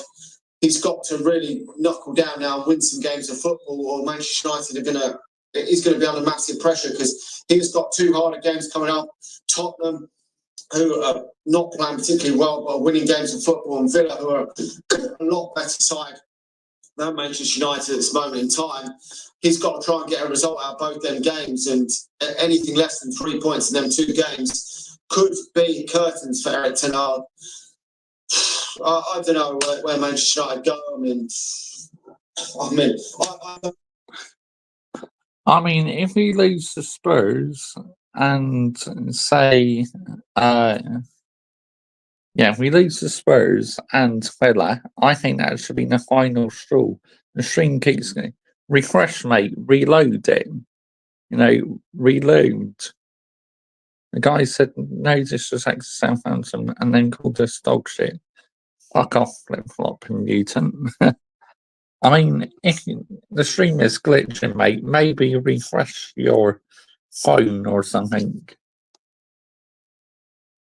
Good enough for Manchester United, so I only get a point there. Anyway, people can think that first half showing was the best we've seen in a long time, but we've come away with a 0-0 draw. For me, after losing them 2 games against Brighton and Liverpool, you've got to start winning games of football, or the pressure is ringing them out. Anyway, we move on to FC20 in the week, which has got to be a win for Manchester United at home against that rubbish.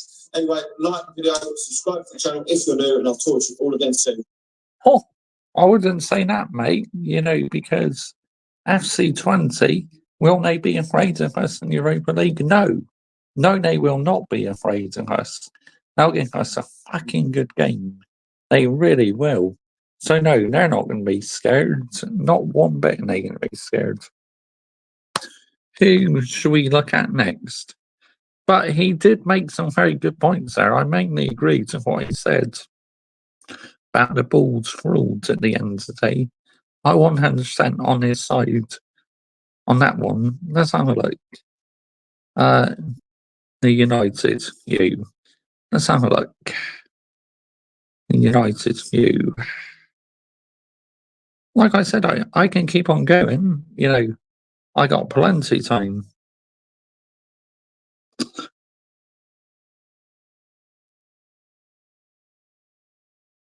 Here we go, videos. Let's have a look. This will be a good one to look at, won't it? Flex. The one who appears on Talksort and the Sky Source News a lot. Used to work on the United Stand. Let's listen to what he has to say. Subs all wrong. Bruno stunk the place out. Crystal Palace nil. Man United nil. Flex you. I can't believe you corporate times are still at it. To stop calling each other rock stars. I'm using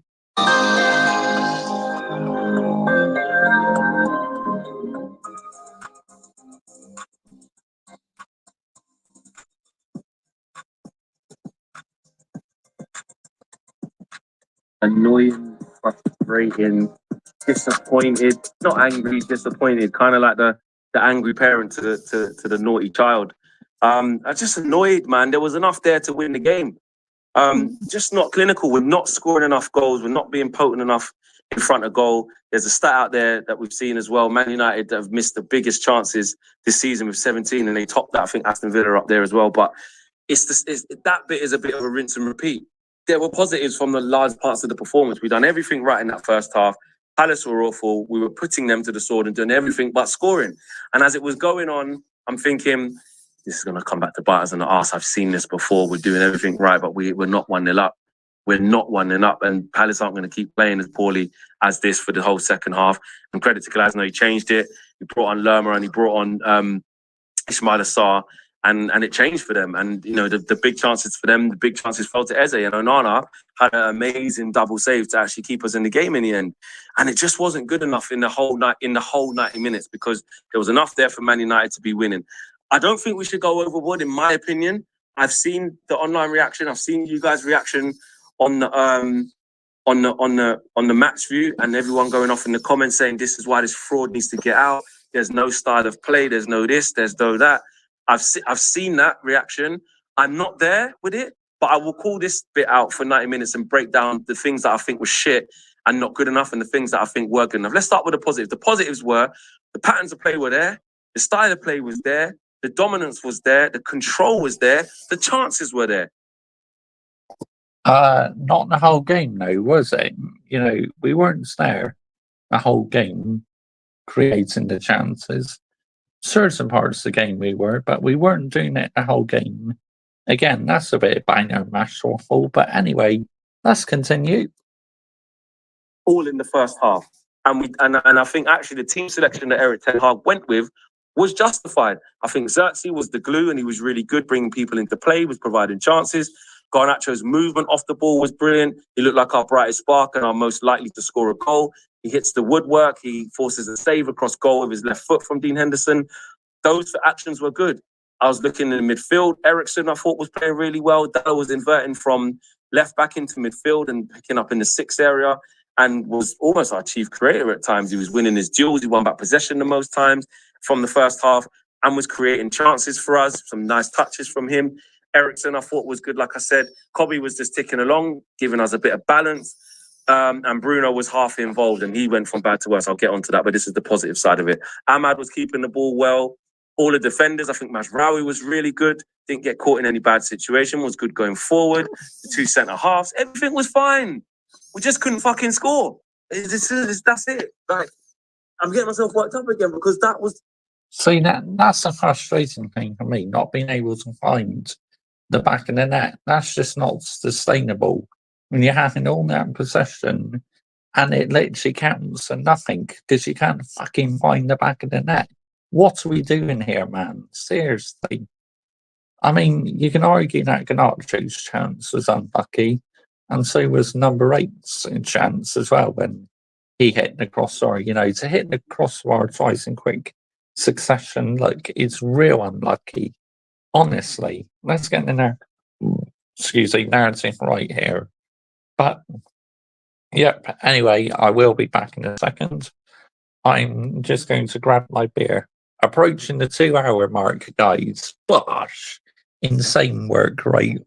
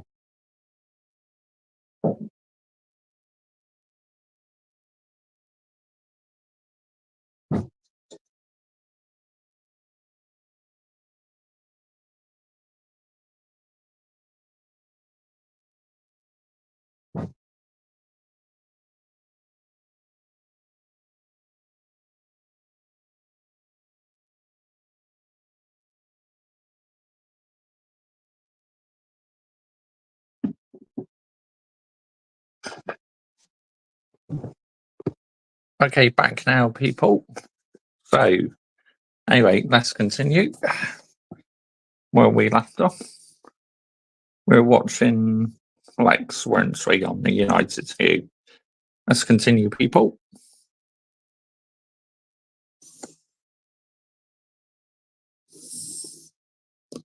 The only thing that was missing was a goal. Now into the negative things, because it's one thing having a good 45 minutes and getting to half time and you haven't scored. Usually what that does, which is what we saw, is the team who are on the receiving end of that, who are lucky to go in at 0-0, they galvanise. And if they got a good manager, like they do in Oliver Glasner, they make changes and they adapt. And that's exactly what happened. The two changes they made them better. It made the game more even. And then we get into our manager and the changes that Erik ten Hag made. And that is where I think the game changed. The subs impacted us completely negatively. I think we took off the players who control the game. We took off the players who knit the play together and play the game in the right way in Ahmad, Eriksen and Xerxes. And when we replaced them with the likes of Rashford, Ugarte and Højlund, we didn't get the same exchange. We didn't get the same return. It almost wasn't a fair swap. And we lost. Nope, the subs were shocking, honestly. Absolutely abysmal. It's like, what are we doing here? Seriously, real talk.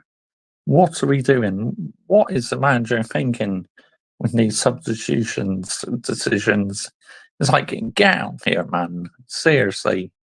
Honestly, I've had enough. Start control completely of the game. And I will highlight this. Erik didn't have the balls to hook Bruno. Bruno should have been taken off. He was absolutely awful today. He spunk the place out. Countless misplaced passes, countless giving away possession, countless poor decision making. And on top of that, he was wasteful when he had the shot, when he had the outside of the boot. Difficult skill, I know, but he's better than that. He had that whole side of the goal to Dean Henderson's right to get his foot round that on the outside of the boot and find the far corner or even get it on target, and he's put it wide. You know, the allegations won't go away without Bruno at the minute in terms of how he's playing. He's in a bad spot, signed a big contract. We believe in him. He's the captain. I was behind that signing from him and the longevity. Thing is, though, he is not Man United's captain standards. This is the problem I got. Yes, he can be a good player, but keep getting in the referee's ears all the time. How many times did he do that last season? Oh, but he's allowed to talk to the players, Mr. Joshy J. Because he's the captain. But getting in the referee's ear like that, what he was doing last season, is nowhere near sustainable, man. Honestly. Nah, I'm sick and tired of it, man. What do you think of Max Verstappen swearing a press conference, mate? What are your thoughts on that? I think for him to get punished for that, Michael.JLCFC, is absolutely ridiculous. Because other drivers have done that in the past and they received fuck all punishment. So why is Max getting punished? It's just not fair, mate, honestly. Whether you're a Verstappen fan or not, you have to back him on this one, saying that this isn't right. Anyway, let's continue. In Bruno, I think he's a good player, but right now he's not playing well. And the manager he had the confidence to take off other players who were playing well. He should have come off the pitch. You know, get more imaginative. You should have put Xerxes potentially in the 10, or just take off Bruno and put on Mount in the 10 if you really want. Mix it up a little bit, you know. And I think the reluctance from him to do that basically made the performance go from bad to worse. I'm not saying it's all Bruno's fault, but that was a big part of it. And Erik ten Hag, we have to say that he did a lot of things right in terms of the starting 11 and how the team played, and you can put that onto the players for not scoring. But as a manager, when you decide to try and impact the game via substitutions, it goes one way or the other, doesn't it? It either goes A, you bring on the substitutions and they affect the game and it works and you get the credit, or it goes B, and you bring on the substitutions and they make the team worse and they don't impact the game. And I mean, look, sometimes the ball's ruled literally says, right, with his substitutions, you can either get it right or get it wrong. Most of the time, he's got it wrong, unfortunately. But on the odd occasion, he's got it right. Again, he got it wrong again today, didn't he? You're a fan of Family Guy, mate. Yes, I am. I am, mate. For me, I want to see the anger from the drivers rather than on the PR media, or crap geezer. I agree with you, Michael, that Chelsea. Thanks, mate. But yes, I do like Family Guy Hayden Cox. You know, Peter Griffin, absolutely hilarious. Well, maybe the Brazil manager should be on Family Guy because he's literally like fucking Peter Griffin 2.0, honestly. Therefore, your substitutions failed. So, as a manager, you live and die by your decisions. And on top of that, you can clearly see that Bruno was, like I said, stinking out the place. He was really, really bad. And he didn't take him off. So, that didn't go well. And I think we have to say, in this case, this experiment with Rashford, or the rotation with Rashford, didn't work. Putting him up through the middle didn't work. It worked against Barnsley. But, you know, against Palace away in the Premier League, when we weren't having much control over the ball and weren't putting balls in behind, he was null and void, and Marcus Rashford didn't make an impact. Then when Rasmus Højlund come on, he went to the left-hand side, Rashford didn't have an impact. Rasmus Højlund, to be fair, has been out a long time, been out since August again in pre-season. So I don't think that we can get onto him for not really, you know, contributing a few baggy touches, loose touches here. Didn't really get involved, but he's been out a long time, so I'm not going to get on his back, but he didn't impact the game. I think Eriksen's legs were probably diminishing, but I mean, why not persist with him a little bit more? I don't know. I think he was fine. He didn't look like he was tired to me, or getting over. Yeah, I thought he had a good game, to be honest, Christian Eriksen. I thought the energy levels were quite good. It's like, why didn't we keep him on for longer?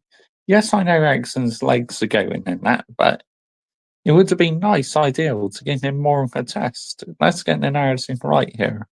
But anyway, let's carry on. The run, Ugarte's not going to be one who's going to come on and use the ball as well as Eriksen can. So I think that was a downer as well. Andre Onana, I have to go back to that. He literally kept us in game. We're lucky Eze didn't find the back of the net a couple of times, especially the second one. But the shot from Eddie Nketiah was a good save from Onana, and to get back up and fling his right hand up where Sar's got a certain tap in off the ricochet is a huge, huge save. He's basically made sure we didn't lose that game today. But yeah, overall, there are positives, guys. I know you can call me deluded. You can say, "Oh, you can't see this fraud." That's fine. It's down to opinion. I don't mind that. But overall, we're doing a lot of things right. We're just not scoring. We're not potent enough up front, which was one of our things looking at the season about when we was talking about it on Flex and KG show, I think the Trinity, when we were like, where are the goals going to come from? Because not being potent. But actually, you're probably looking at it going, if you keep doing those actions, the goals will start to come. I'd much rather us be playing like this, where we're knocking on the door and we just need a few to go in, rather than how we have. YouTube Premium is ad. That's an ad. You should watch Manchester United Football Talent show something about Manchester United. In the past, he's coming up, mate. Don't you worry. He's on the way. Facing 17 shots. We're open as hell. Onana's getting peppered. We're conceding goals galore, and we're losing loads of games. It's not the improvement we've wanted to see by this point. I understand that, but there are some positives, and this doesn't mean that we're now going to go and lose against FC20, go lose against Spurs. I saw a little bit of their game earlier. You know, they came for a period where it should have been 2-2, and then they go and get the extra goal. And then it was 3-1. That doesn't mean they're going to come to Old Trafford and give us licks. It doesn't mean that. We've got to rise. We've got to raise it, and we must get a win in that game now, because, you know, we're trying to turn this corner and build up some momentum, and it's not happening. So for me, my biggest gripe was that Ten Hag didn't have the balls to take off Bruno, and his substitutions were wrong. Maybe take off one player who plays in that way, but to take off three types of players who keep the ball well, make good decisions, who are knitting the play together, and replace them with players who are the complete contrast to that. When it don't work, the criticism has to be on the manager in that sense. And in terms of in the first half, us not being clinical enough or getting the ball over the line, there wasn't a chance where I'm going, you disgrace, how did you not score that? That is so wasteful. Garnacho did his best. I mean, he's whipped one pretty much top corner, it's hit the bar, it's unlucky. Bruno's then hit one into the ground and it's hit the bar. De Ligt's headed one down. Dean Henderson's giving it all that, but it's a lucky save. We hit the post when there was a little melee as well. Then Martinez had a shot close. They're easy saves for him. The Garnacho one from outside the box, it's a comfortable height for Henderson, hand up. tips it round the post or over the bar. Like, they were comfortable saves. So none of the chances we had were completely wasteful. Maybe the Bruno one, like I said earlier, with the outside of the boot. So I'm not going to criticize them that much for that. But after that, the lack of urgency to go and get that winner and then giving away the big chances that we did, that was criminal, and we could have ended up losing. So I'm annoyed, but I'm annoyed because we should have won the game. We should have put the game to bed in the first half, and we... Yeah, I agree. We should have put the game to bed, honestly. It's like, my goodness me, why on earth did we not put the game to bed for?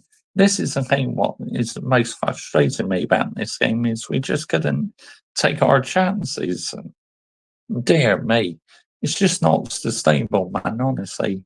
I am absolutely seething that we couldn't find the back of the net. Yes, I know these things happen in football, but when you have that amount of shots and that amount of possession, you have to take advantage of it, honestly. This is the most frustrating thing for me about this game. Dear me. Anyway, let's carry on. Didn't, but there you go. We roll on to FC20, we roll on to Spurs. Man of the match, they gave it to Dean Henderson. I get that. But I don't know, we drew. I thought Dalot was excellent. I'll give him that. Majrai was good. And super save from that man. So not really a solid man. Let me know you. Okay, please. There we go. He actually made up some very good points there. Fair play. You know, he appears on Sky Sports a lot and the Sky Sports News, so he is a bit of a brand name, I like, but he did actually make a few good points there, I reckon. So, flex. Right, let's have a look. Right. Who are we on to next? We're on to the football Terrence. Here we go. Now, I'm not interested in listening to the panel. I'm just interested in listening to Terry's match review. Why did he left the United stand? I think because, again, he had a falling out with Mark Goldbridge, or Goldbridge didn't want him on the channel anymore. But I'm not 100% sure. Anyway, let's get on to the football Terrence.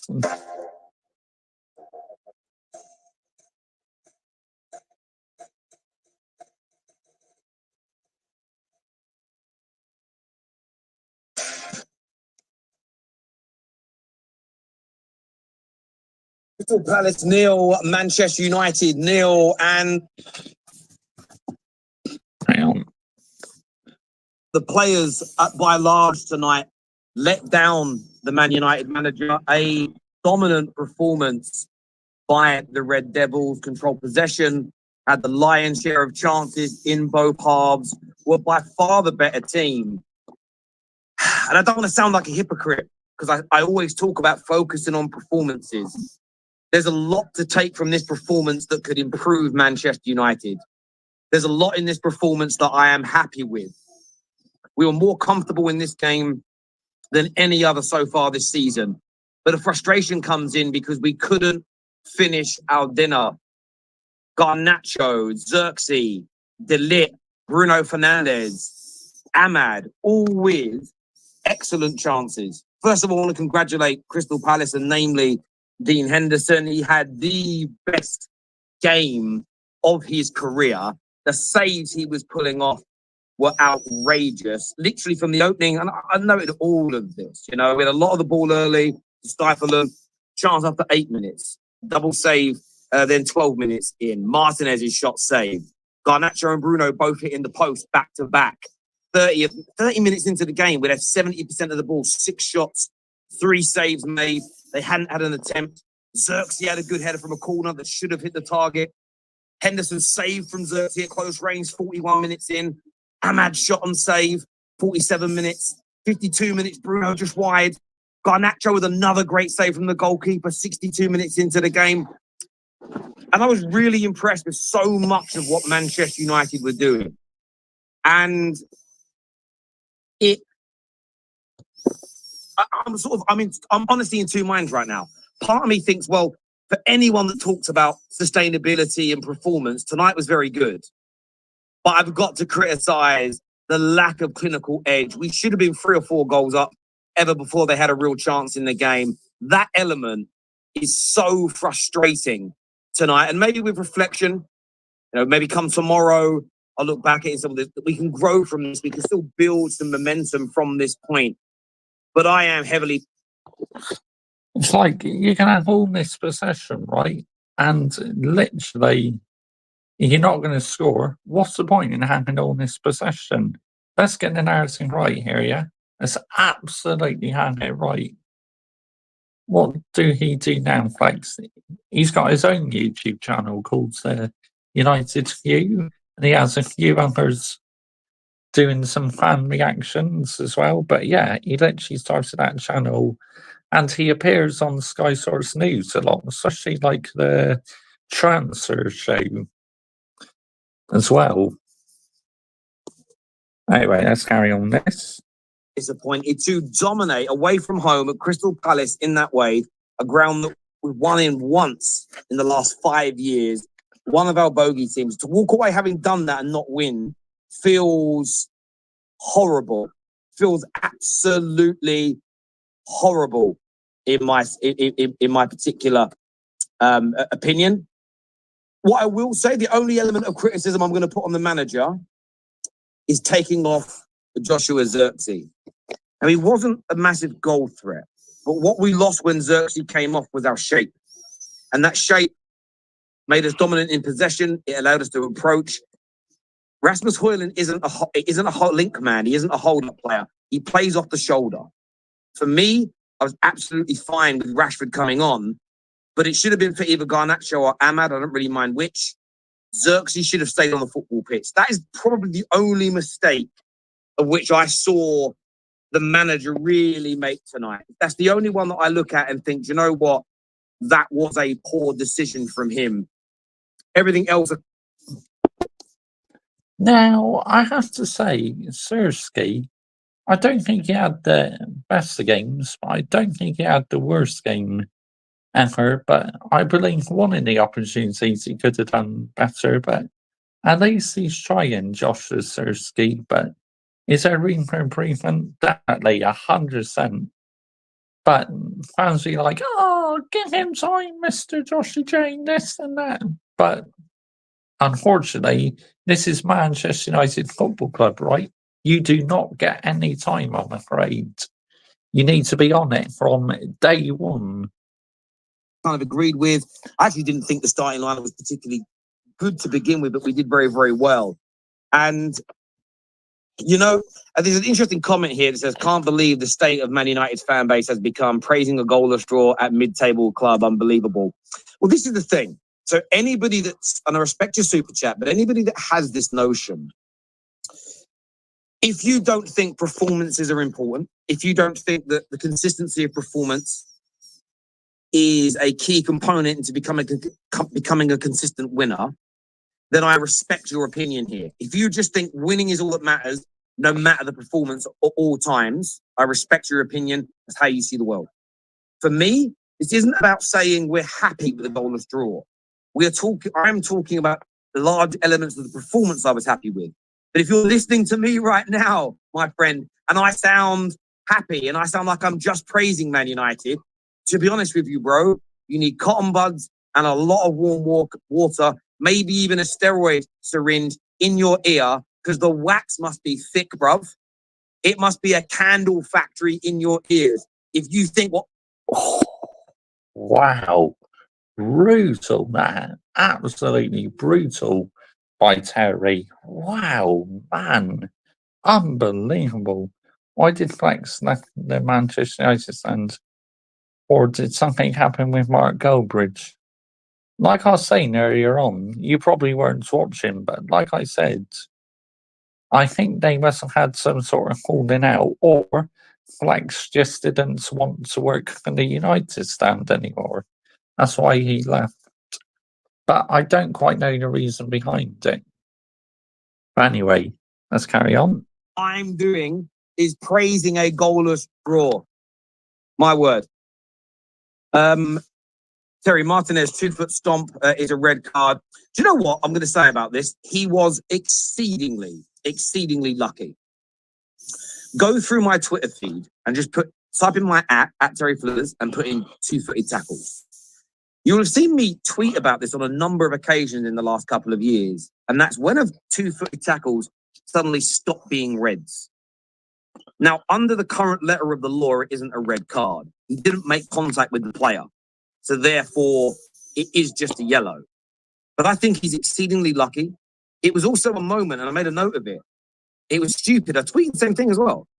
Could this get Palace up? Could this raise the fans a little bit? And it did. And they had a nice spell after that, including Xerxes coming off. And yeah, look, defensively, again, it was almost another flawless performance, but that was absolutely stupid.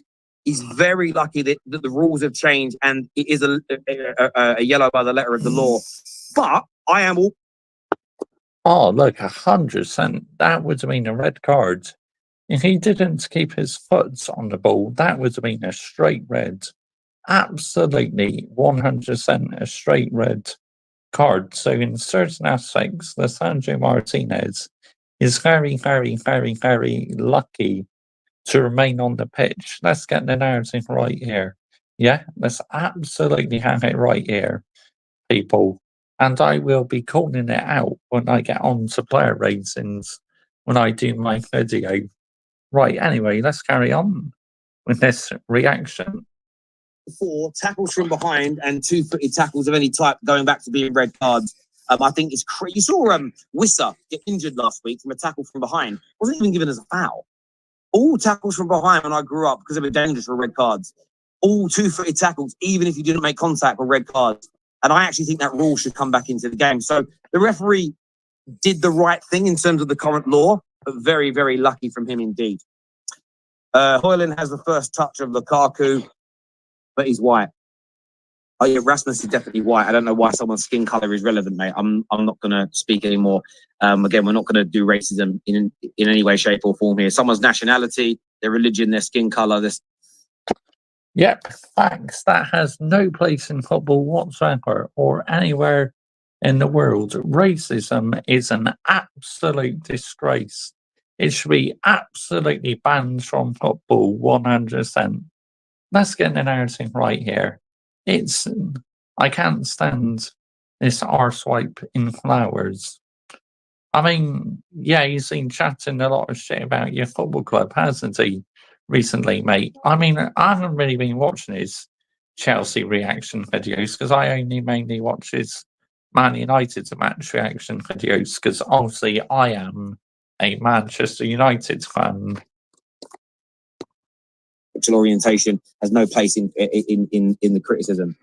At least you beat Barnsley 7-0, Terry. Yeah, we did. And that result I'm so happy about. Like, again, today's result doesn't undo all of that work. What I will say, and Kev, I'd love you, this is where I'm being consistent. Come on, man. Barnsley, they have the worst fucking defensive record in League One. Why are so many fans getting giddy about the 7-0 win over Barnsley? It's like, give it a rest for fuck's sake.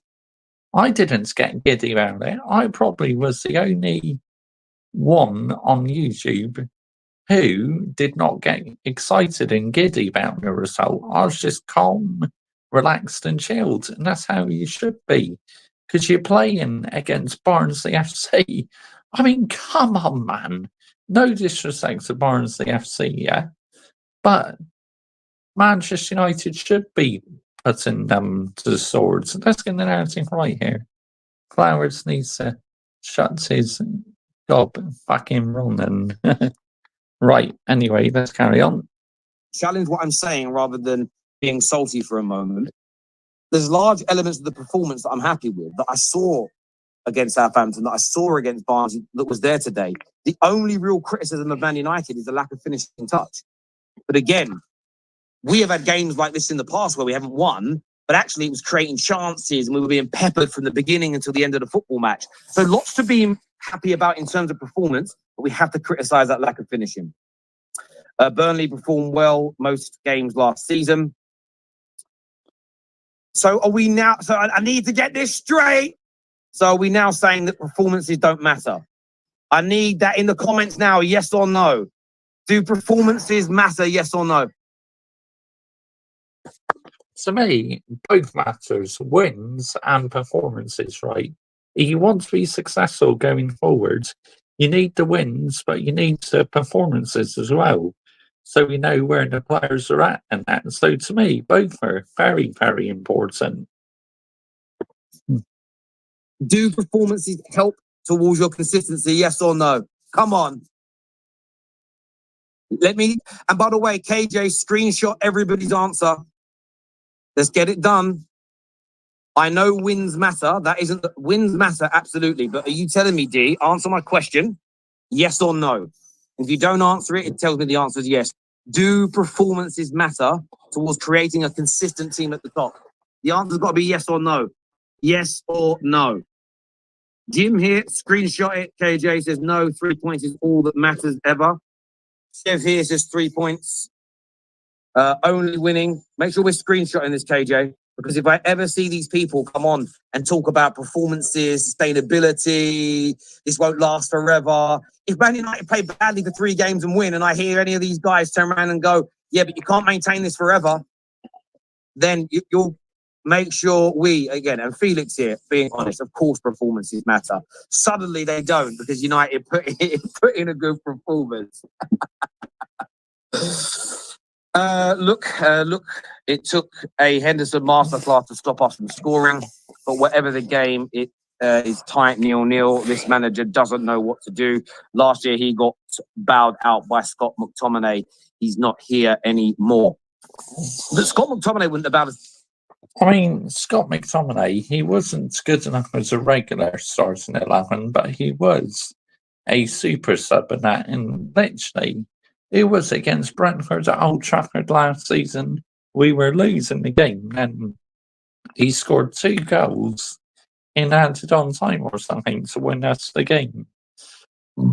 Excuse me, absolutely unbelievable. But yet, he had to go because of PSR rules, FFP rules. I mean, oh my goodness, these FFP rules need to get in a fucking bin, yeah? Jog right on, man. No, I'm sick and tired of it, man. Financial fair play is ruining football and the PSR rules. I mean, what are we doing here? Seriously. It's nowhere near sustainable, in my opinion. Anyway, let's carry on. Out in the last 20 minutes either, we actually didn't create. And we didn't create because the mistake the manager made tonight is he undone the shape. He undone the shape. And whenever you undo the Man United, any club shape, unless you've worked and got the other one purring, it doesn't work. We should never, it's his sake, we should never at any moment have taken off Joshua Zirkzee. He was absolutely key to the shape in our attack. As soon as he left the football pitch, we were outright, straight away, a different team.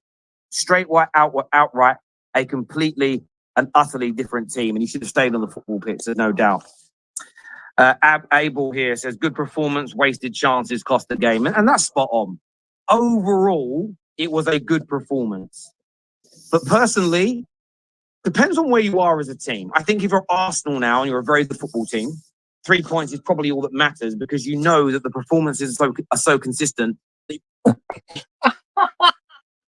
Arsenal, a very good football team. What are we doing here? Seriously. Yes, they maybe made a little bit of progress, but have they won the Premier League title? No. Did Mikel Arteta bottle it twice? Yes, he did. Because he's tactically naive. Arsenal, good football club. Maybe you had an elite manager. You might be. See, Terry Flowers, he's got an obsession with Arsenal. He's a Man United fan, but yet he has an obsession with Arsenal. What are we doing here? Seriously. Real talk. What are we doing here, man? It's fucking unbelievable. It's mental, man, honestly. Anyway, let's carry on. Oh, this is hilarious.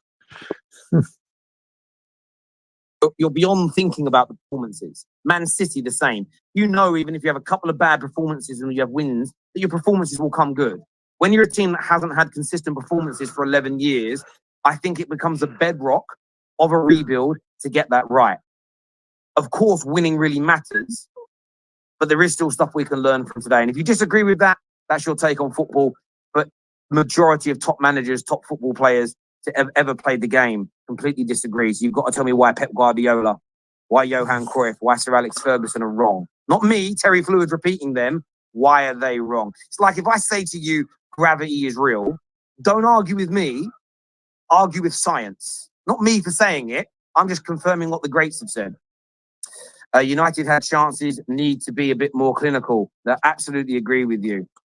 Okay performance, lost creativity when Xerxes exited. That for me is spot on. The Xerxes sub was an absolute... it was a killer for us. It was a killer. It was like, imagine this, you're a young man. I'm going to tell the story from the POV of a young man. You're young, when I was young, you're a young man, you're dating a girl a while, you go back to her house and you're like, yeah, this is nice. You know, the lights are down. We didn't have Netflix when I was a kid, but pretend Netflix is on. Netflix is on, you're thinking, right, we might, you know, have a little bit of a romantic cuddle, a little bit of the horizontal hula. And then she says, just to let you know, my nan's upstairs. It's a mood killer. And taking off Xerxes was a mood killer for the team tonight. It should never, ever, ever have happened. And I hope the manager learns from that. Terry, you criticised my super chat. So what is your expectation for the club? Not top four? You think Neil Neal draw would help get top four? Again, I've given on many other shows my expectations this season, and I want us to strive for top four. I want us to win trophies. But I don't think we're going to get top four with this manager, unfortunately. Because, to me, he still doesn't know his best team yet. How long has he been here for? 3 years, and he still doesn't know his best team. Nowhere near as stable, man. Honestly. So, I think we'll be lucky to finish about, 5th or 6th, to be honest. We finished 8th last season with a minus goal difference. I mean, defensively, I think this season we look a little bit more solid than last season, because last season we were absolutely abysmal defensively. So certain aspects defensively, I think we have improved. But am I getting carried away about it? No, I'm not one bit, and I'll never get carried away about it. Anyway, let's carry on. Absolutely. But another element that I've asked for, and this is why my reviews are as balanced and as broad, I suppose, as my expectations. I don't just think it's about win now. Omar Barada has said this, and he's correct. But Man United don't just want to be a team that has little spikes, and in those spikes you win a trophy or two. It wants to be a team that is consistently challenging. So within that, what I also want to see this season is us become a more consistent performer. And the reason I say that is this. If Man United perform as we did against Liverpool in the vast majority of games this season, we will draw and lose lots of games. If we perform like we did today in every single football match, my belief is 65 to 70% of them we will win. If we create that abundance of chances every game, and we concede that few of chances every game, we have a much better chance of challenging for a league title eventually and winning trophies. Then the performance is being sporadic. Not with these Ajax players, I don't think, because yes, they may have done well when the ball's ruled when these players were winning at Ajax and that, but the Premier League is a completely different kettle of fish, and there's no guarantees you're going to perform the same in the Premier League as what you did in the Dutch league. Let's get the narrative right here. Let's absolutely have it right here. But it's like, why on earth does he keep literally signing these Ajax players for the ball's rules? I don't understand it. I really don't. Anyway, let's carry on with this. So yes, I want to grow in the league. Yes, I want to win trophies, but we cannot ignore the consistency of performances. Doing that is ridiculous because there is no team at the top that is inconsistent with their performances. So that's my point to you, my friend. So if you disagree that you can't take positives from a performance where the result doesn't go your way, then we'll just agree to disagree. But from my point of view, this isn't about saying, oh, it's okay that we didn't win. The performance was great. I've not said that for a single second. I'm stating criticism on the finishing, praise on the approach play, the shape and the performance, Criticism on the poor substitution of Xerxes coming off. Learn from the mistakes. Keep doing the good things. Surely that makes sense. I disagree, Terry. Palace changed shape and packed the midfield. And they did a little bit of that, and I think that's fair. That's a fair and balanced view, but we couldn't make the ball stick up top. You saw the difference between us and Palace, right? Our substitutions failed to make an impact. Palace brought on Eze, and straight away he was making an impact. And so you could tell the difference, yeah? It's like Palace, in the end, the last 7 minutes or so, they wanted it more because we just fucking sat back and parked the bus. What are we doing here? Seriously, don't park the bus. Go for all fucking 3 points, yeah? That's what Man United's standards should be. Not parking the bus or a fucking draw at Selhurst Park. Now I'm singing about it. Anyway, let's carry on. That's a really good point. That's a really good point. United exposed they need a Haaland or Luis Diaz. But that's also why the performance element is key. So let's just say we perform like this 9 times out of 10, but we consistently fail to score. Then what you've done is created a system and patterns of play that just need better players in it. Therefore, it's easy to buy and it's quicker to improve. If the performances are sporadic, it becomes harder to know what areas you need to buy in. This is why us as a club at the beginning of the rebuild need to get performances consistent on a more regular basis. It helps you grow via recruitment. Performances do matter the most. However, Spurs are the only club where I am not sure they perform all right, but somehow find a way to lose. Maybe it's Spursy. But that's where you go from performing consistently and not getting over the line. And say we perform like that every single week for 5 weeks, 10 weeks, 20 weeks, 50 weeks, but we're still failing to win 40, 50, 60%, well, say 60% of the time, then you still criticize the ability to get over the line.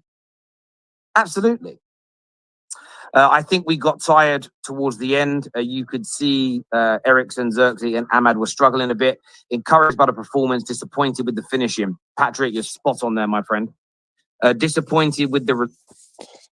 Tired. Get the fuck out of here. You cannot use that as an excuse in football. Maybe hold the manager accountable. He got the substitutions wrong, yeah. Tired. No. You cannot be using that as an excuse, man. Stop falling for the PR, yeah? Dear me. What, if we lost that game, would it have been, oh, heads up, on to the next? Get out there. Nah, had enough. So happy with the performance. Another clean sheet. Well, that is a positive. That is a positive. And the one thing I will take from this, rivals will hate this, but again, we averaged 26 shots on goal per game last season. It's down to under 10 so far this season, and it was under 8 this game. That is a dramatic improvement. And again, I want to see even more of that. I want to see even more of it. We've got Judge Mo and Cam, Canadian Cam, coming on with me in a few moments. If you haven't hit the like button yet, get it done. Eze should have won it.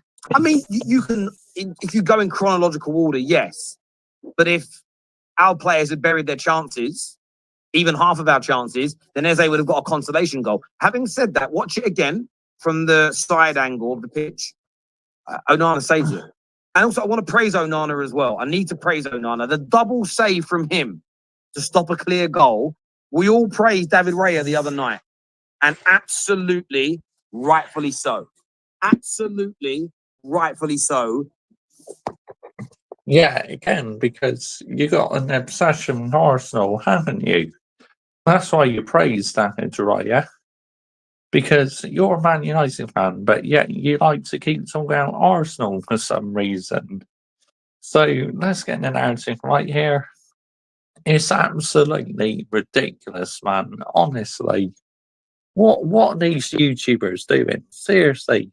What are you doing here, yeah? We praised that double save. Onana's double save tonight, my gosh, one of the best in Man United Premier League history. It was phenomenal. Phenomenal. So well done to him. Absolutely out of this world. Dynamo, you said this on the last stream, Terry. That's why you are the biggest hypocrite. You've got to explain why. You know, when you write, I'm not even triggered. When you write these comments, you have to give an explanation to at least give me the right of reply. It is not a debate. It's not an argument. No one will agree with you if you just say you're the biggest hypocrite. You've got to say why I'm a hypocrite. What I've just said versus what I've said in the past, and then give me the right to reply. So, my friend, put another comment in and let me know why. I'm genuinely intrigued, my friend. Performance is everything. In the long run, wins and trophies are the fruit of your performance. And again, the performance is more than style and looks. Listen, I agree. I agree with that. And so I know what some people might say, well, you're a hypocrite, Terry, because the other day you criticized the team that performed well and lost. Okay, well, how long have they been performing well? Are they a team that is light years ahead of where Man United are right now? Again, we have to be fair and honest. I'm not as critical of a Ipswich performing well and losing more games because pound for pound, they don't have as good of players. So I think there's a fundamental difference in those areas. Again, football clubs, football players, and our club situations, we are not a monolith. We are not all the same. So to make the same comparison in every direction is ridiculous. It absolutely is ridiculous. United could and should have been 3 or 4-0 up at half time. Now, I agree, and that's the area that I hope is being absolutely drummed into their heads right now in the dressing room, because me and KJ spoke at half time, and I was fearful of not winning the game because United are still not a consistent team.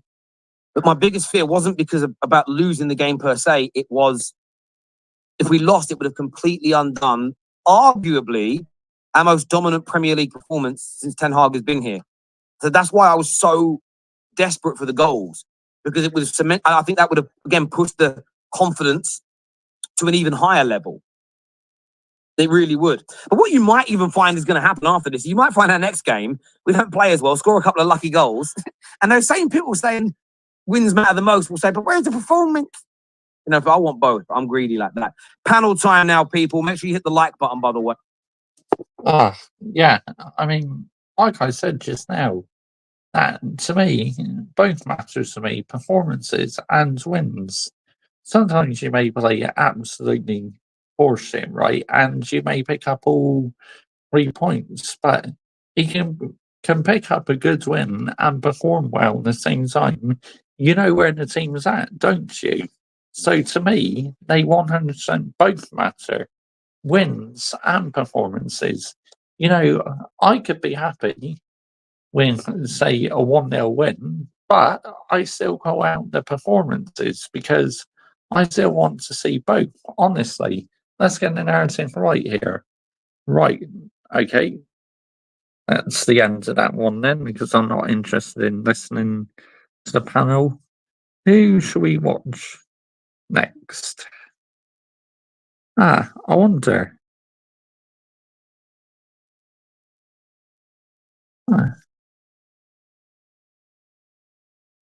Henry Talks Football. Here we go. Let's see. Henry Talks Football. Or as Lee Gunner says, Henry Talks Shite.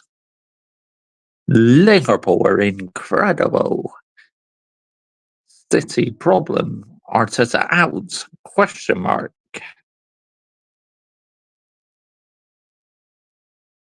Let's have a look. Let's go on to... I know who I'm going to go on to next. She's a Manchester United fan. Sunshine FC. Absolutely brilliant she is. Bless up Sunshine.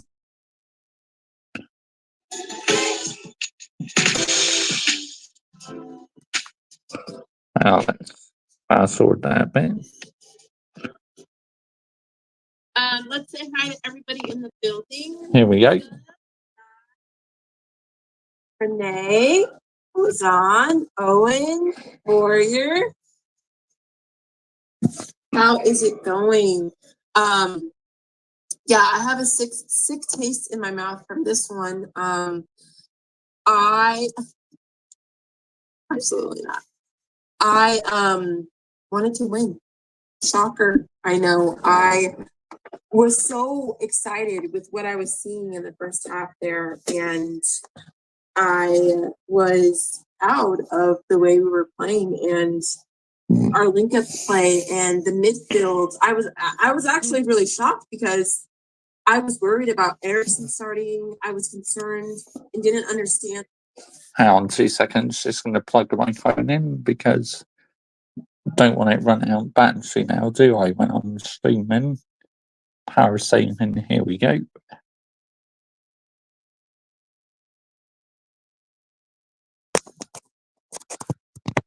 Here we go.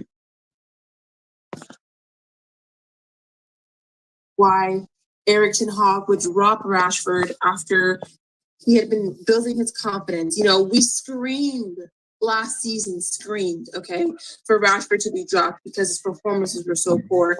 And then all of a sudden, Rashford is getting his confidence back and he drops him. So I'm like, what are you doing with the starting lineup? But shockingly enough, the starting lineup held their own. So kudos to them. Ericsson did what he was supposed to do. I was really happy with what I was seeing between Xerxes, Garnacho, and Ahmad. I think that looked really good. Unfortunately, we just couldn't finish our dinner, and we'll get into that. But the starting 11 held their own, okay?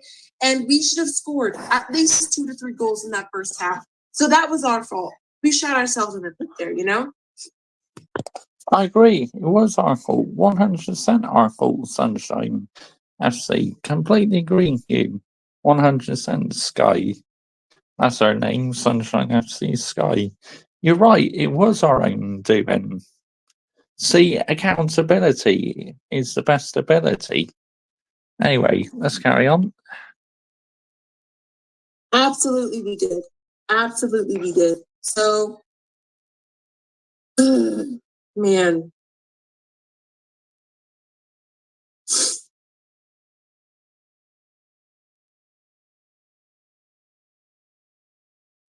Crazy. Sorry, guys. I'm trying to post this on Twitter here.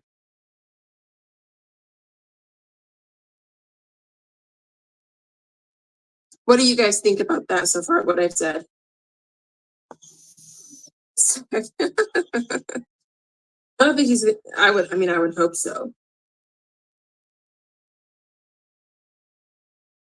Oh, thanks, Flawless. Thanks for the raid, Flawless. Enjoy the Deadwood for another 9 years till. Wow, big up, everybody. Big up. Come on in. Thank you, Flawless, for the raid. Yeah. That white kit's absolutely beautiful. Absolutely love it. X. Okay. One of our best kits ever. That so retro and old school. Unbelievable. Glory, Dust United. Yeah, no. We'll talk about it, guys. We'll talk about it. Because yeah, those subs, there's so many things I want to say about the second half. I'm almost done posting this on X. There's so many things you have to do after a game. Okay, we parked the bus. I wouldn't go that far. You talking about United? I don't think we parked the bus.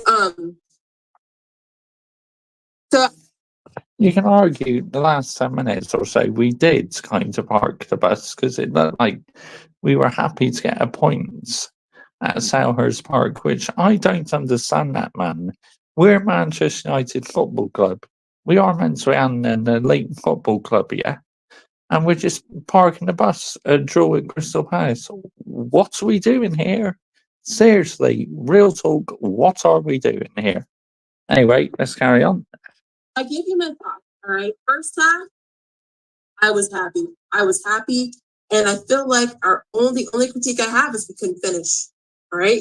And we'll get into a stat that I want to share after I get in the second half. Second half comes, I think we still didn't look terrible because we had the same starting 11, but the change in play and the change in everything, honestly, came with the Rashford Xerxes substitution. And I literally tweeted, I said, Rashford on for Xerxes, that's a choice because it ends up putting Rashford in a position he doesn't like. So Rashford's in the 10. And I'm like, what was the purpose of this? Because Xerxes comes off. I think Bruno in his head understands that link up play is gone, that there's creativity and control that's gone when Xerxes off. Oh, no doubt about it. We definitely got worse once Sersky got taken off. It's like, why did he take him off for? Why not keep him on the full 90 minutes? Because you never know, he could have got us the winner. Or it could have been a disaster. You just don't know, do you? Did you see my AFTV Lempsites video, Josh CJ? He's taking his brown envelope cut from Robbie whilst sucking up to your guy Lee Gunner, utter Ronan. Yes, I did see that video. I've not watched it yet, but I'll do it at some point, Michael.Chelsea FC, when I have a spare minute or so. Anyway, let's carry on. So Bruno Fernandes thinks I have to be the hero. And with Rashford coming on, he just flipped the switch and went to straight chaos mode after Xerxes comes off. It starts grenade launching, he lost so much control over himself when Xerxes came off. And because of that, he then gave Crystal Palace so many opportunities. I shouldn't say so many, but he gave them more chances to score. I mean, Eze doesn't have those chances without Bruno Fernandes acting crazy. Exactly. But the thing is, it doesn't stop there, because then once Ahmad and Eriksen come off, it gets worse. And I feel like we started the match and you can see growth, you can see potential, you can see a difference in how we play. Eric Ten Hag makes subs, and then we revert immediately back to the way that we played last year. And to me, that was the most frustrating thing to watch, is how we just reverted back to who we were last year. You know? It was awful. And in the end, we get 1 point. 1 point. And Crystal Palace isn't great. You know? They're not great. They're not great. There's no reason why we should have lost the game. No, they're not great, but, Crystal Palace have had a good record recently against Manchester United, so they're no pushover, Crystal Palace. But, it's like, I don't understand the manager's decision with them substitutes. To me, it was bizarre. I'm struggling to wrap my head around it. Seriously. We got worse. When them substitutions came on, we actually got worse. Let's get the narrative right here. Anyway, let's carry on. No reason. Dean Henderson decided to have the match of his life and, prove a point to Manchester United. Whether his point will be heard or not, doesn't really matter. I mean, he had a really great game. I think kudos to Onana definitely need to be given, because there have been multiple matches this season that he has kept us in the game mentally, because I think if he doesn't save the pen in that match versus Southampton, and if he doesn't get the double save here, it's a different ball game for us in both of those matches. And I think him being able to stay locked in and make those saves is huge for us. And it's unfortunate that we are relying again on those moments, because I think if Eze scores there, or it's a wrap, You did. I knew we would regret those chances we missed in the first half. No, they weren't. And I think, again, let's get into this, because this is such a crucial stat here that we need to talk about. So if you look at this, I want to zoom in, because I don't know if it's I don't know if it's how it looks on that screen. But if you look at this, it feels like a loss, right? The draw feels like a loss. Be sure to hit that like button, by the way. This is huge. Okay? I think it's great. Don't get me wrong, that as we're moving forward, we are making these chances, right? Oh shoot. And we're getting these opportunities because we weren't getting these last year. So I think that alone is a positive, right? The positive is that we are creating and we're actually putting ourselves in opportunities to get these chances, right? I think now. Yes, we are creating chances, but the problem is we are top of the table for the most chances missed. So that's not a good luck, is it? If we're top of the table for that, it means things are not all rosy, that there's still massive issues in this football club. Let's get the narrative right here. Yeah? Just that you're playing better football at times doesn't mean that you're going to keep scoring goals if you've missed the most amount of chances so far this season, which unfortunately we've taken that title so far. So just goes to show that there are still a lot of problems to resolve at the end of the day, doesn't it? Let's get the narrative right here. Let's absolutely have it right. The issue that we're seeing is we don't have the quality enough to finish. Okay, and if you look at this is big chances missed in the Premier League as of right now. 5 weeks in, okay? I don't want your apologies, Jez. What are you apologizing for? Being rude? Just kidding. Hi, Aaron.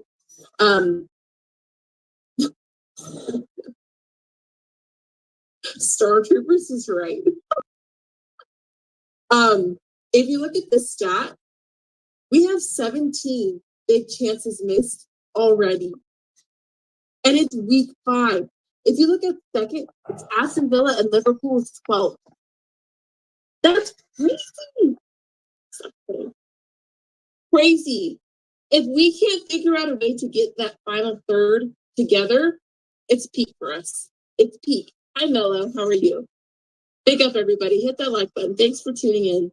But and it's not only that, like seeing this and then watching all the games earlier in the day with Chelsea and with Tottenham and Liverpool and seeing everybody finish and ball out and score. And then we play. And it's always the same thing every time. Like, hi, Daniel. I hope you enjoyed third place. You're not going to leave us. You're not going to leave us. You'll be back. Where are they? The answer I was looking for. Did you say 3-0 for your game versus West Ham? That's shocking to me. Big up, AK, big up. It's just, I think that's the most frustrating thing, you know? It feels like we lost. It feels like we lost. Facts, I agree. 100% agree. It does feel like a defeat because we missed so many fucking chances that, yes, you may have played some good football in the game, but to me now, it means absolutely nothing because literally we didn't score. We got a point from the game, but to me, that's irrelevant. Feels like a loss because we dominated most of that game. This is the most frustrating thing to take from this game. How I'm wrapping my head around how we tried to score but missed so many chances. It's like the work rate from some of the players out on that pitch in the first half. I absolutely cannot question the work rate, right? Yeah? Because I thought at times it's absolutely superb. I thought everyone was putting in an effort. You know, Andre Onana was so good in goal in the second half. Well, Dean Henderson was good as well for Crystal Palace, to be fair. Both goalkeepers had a blinder in this game. But it's like, to me, I agree with Sky, Sunshine FC. It feels like a defeat, honestly. This is so frustrating, man. But it's something we need to rectify, whether that's on the pitch or on the training ground. Bosh! We hit the 3-hour mark. Let's keep on going. There's no reason why we shouldn't have scored in that first half. There's no reason. There's no reason. So we shot ourselves in the foot. We lost this game because we couldn't finish, and we lost this game because Erik ten Hag made terrible substitutions. That's it. It's our fault. There's nobody else's fault but ours. And I swear, if Erik ten Hag has the audacity come out in a post-game match, or Bruno Fernandes and say, oh, we had a good game, but it's the small margins, I'm going to lose it. Because I want Erik ten Hag to take accountability. I would rate Erik ten Hag more if he came out and said, yeah, I didn't make the best substitutions. But we know he's not going to say that. Oh, it was a small margin. We had a lot of shots on target, but it was a small margin. No! Your substitution. Oh yeah, don't you worry. We're going to get on to that. We're going to be reacting to the post-match interview. See what banger mash waffle he's been talking about. Just you wait for that. He's absolutely killed the game. Killed it. He doubted me, Hoover Palace. We support Palace. And now I'm sitting here upset and just not happy with our performance on the weekend. He's gonna say it's the small margins. How about we talk about your substitution, sir? How about we do that?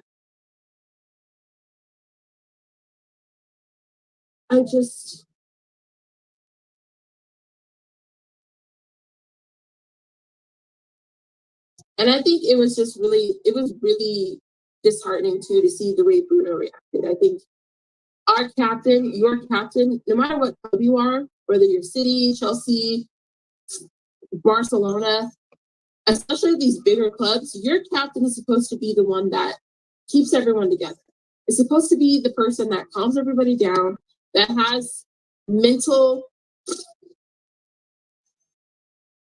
I don't even know the word I'm trying to say, just like level-headedness, mental level-headedness. And that is not Bruno Fernandes. Bruno Fernandes is chaos. And seeing him flip a switch when our front line changed was jarring. It was probably the worst part of the day for me, was seeing Bruno Fernandes do that. I don't understand. I think it was jarring. I completely agree. It's like when the first lot of players played, Bruno was good, and then once the substitutions were made, he was absolutely anomalous, abysmal. Honestly, it's like wow. It's like someone just flicks a switch on him or something. Unbelievable. Onana still did save the game. Absolutely. I mean, it saved it for us. Thank you, Daniel. What did AK say? I'm not addressing the comments, okay? I'm not addressing them. But that was really frustrating to see. Was Bruno Fernandes, his hero goal that we don't need. That's not what you're here for. That's not what you're good at. That's not why. That brings nothing to our team. Rashford came on, didn't even touch the ball. And you know who I feel the worst for is Højlund, because once again, Højlund gets on with players that look terrible in the front line and can't create. So again, Højlund ends up looking terrible because he's with people who are trapped in the front line. Now all of a sudden, Højlund's not getting the ball. No Rashi rant. Why would he take off Xerxes and put Rashford in the 10 when he hates that position? I didn't get it. I don't understand. That name is crazy, by the way. That name is wild. But yeah, those subs, and he won't take accountability for it. That's the thing that sucks, is he won't take accountability for the subs that he. Of course he won't, because he needs to protect his own PR and that. That's why the board's rules won't take accountability for it. But of course he should take accountability for it. But I know deep down he won't take accountability for it, unfortunately. Which is annoying, but he should take accountability.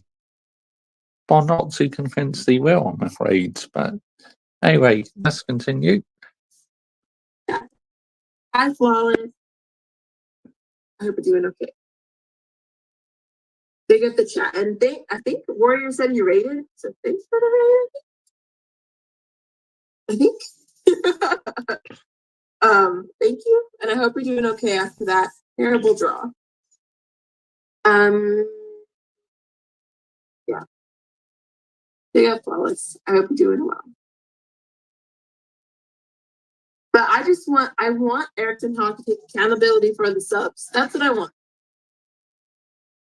Oh, okay. Thank you. Thank you. You saw it? Yeah, big up, Flawless. The goats. The goats.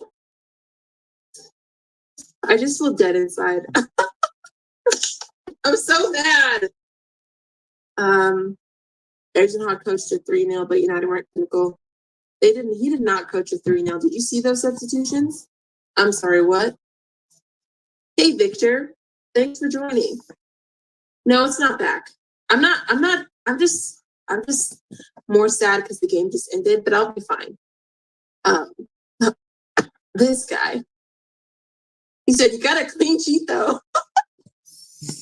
That's crazy. Good. And fucking what, mate? Yeah? And fucking what? Did we get all 3 points? No, we didn't. Literally, I'd rather we got all 3 points and kept a clean sheet. Dear me. Anyway, let's continue. About you playing Tottenham as Flawless is going to be a United fan. Nah, Flawless, he's going to be interesting because who's he going to cheer for? His mistress or his main chick? You know? That's why you can't be in these streets like that because there's always the time when they find out about each other, you know?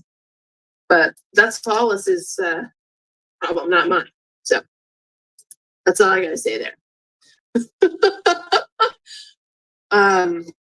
Yeah, that's true.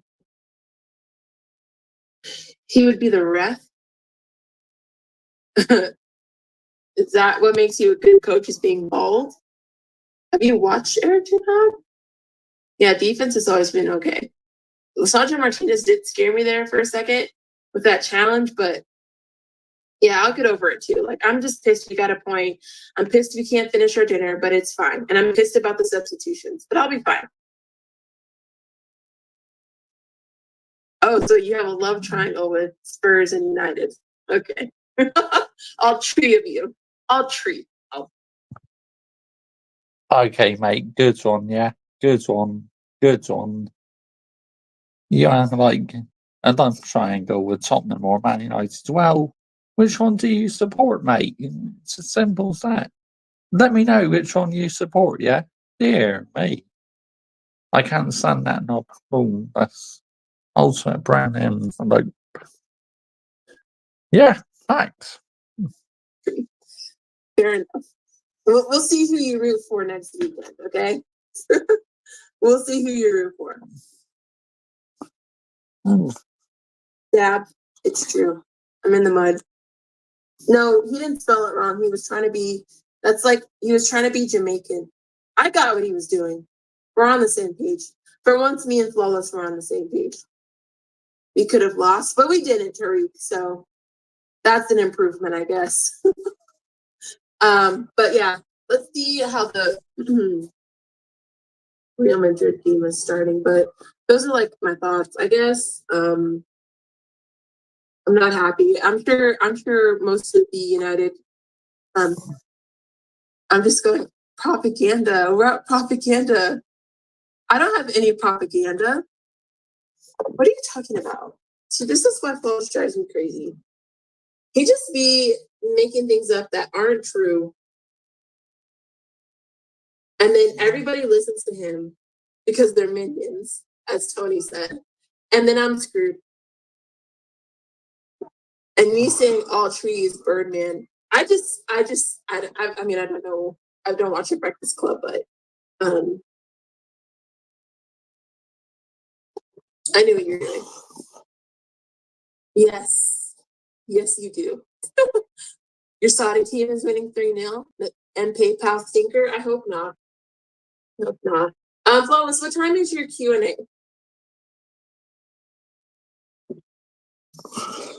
Look at the bright side. At least you could cook Arsenal. Maybe.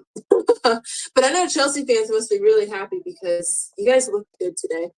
Liverpool looked good. Uh-oh, Jude is down. That's not good. Al Hilal. Okay. But yeah, so I'm supposed to be doing a Real Madrid watch along, but things were late. So what we're gonna do is I'm just gonna like send you guys over there. You remember the Burma movie that went viral? I don't remember. It's at 12:30. What time is it now? This man acts like I'm in London. Like I know what time that is. Thank you. Okay, so like in 4 hours. Got it. Thankfully, you know, I can figure that out on my own. All right. You guys want to watch some Real Madrid? Thanks for joining my match reaction. I'm gonna move you guys over to the watch along, okay? So I'll see you guys there.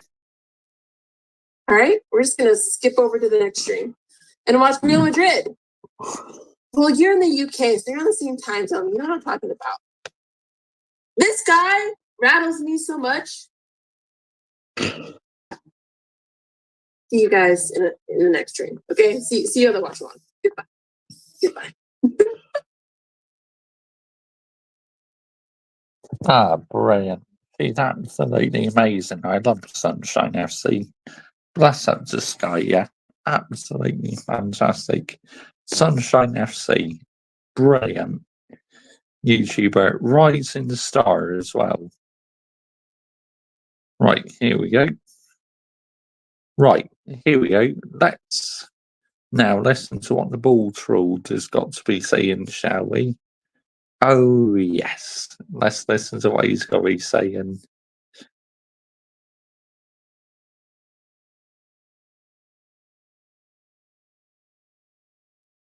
Arsenal post-match interview. Here we go. Simon 18. Let's go.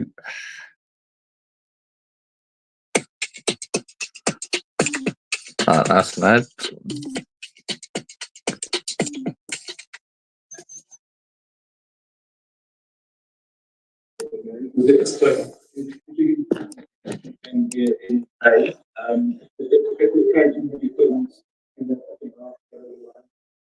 I already said against you in the press conference, this is different side, and now we have a fit team, and we can make a selection, and we have a bench, so it is totally different. And from the game today is, we let them alive first half, and I think in and out of possession, and we played a really good game.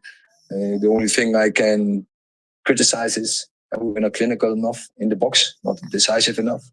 We should have scored, so we let them alive in the first half. Maybe because you didn't select the right teammate, yeah? Maybe you're part of the issue. Why, we weren't clinical enough. But like I said, this is not on the ball, all on the ball's ruled. It's the players out on the pitch as well. The greatest manager in Man United history. That's not right. Haha, get out of here. To be fair, is to say that second half was more equal, and then both teams had their chances. David Raya got some great credit for his save for Arsenal during the week. Andre double save there with us.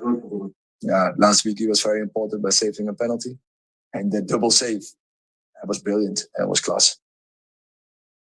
You're not in the top 10 of the table. You've only got 7 points in the first 5 games. Are you happy the way things are? No, when we have a start. The performance is good, but the score that we are not happy. We are disappointed with the score. That's clear. But I know one thing for sure in football. I should hope you are fucking disappointed, mate. That the score was 0-0. Yeah, because this is not Man United's standards our standard should be to pick up all 3 points, yeah? Excuse me, that should be our standards. Let's get the narrative right here. Anyway, It's a long way to go, and when you play in the quality we now deliver, the points will come, the goals will come, so then the points will come. I know it doesn't sort of affect the team, but do you think the team is making progress in terms of the performance? It feels like it's a much more structured approach to games. Yeah, but it's so different because now we can work on the team.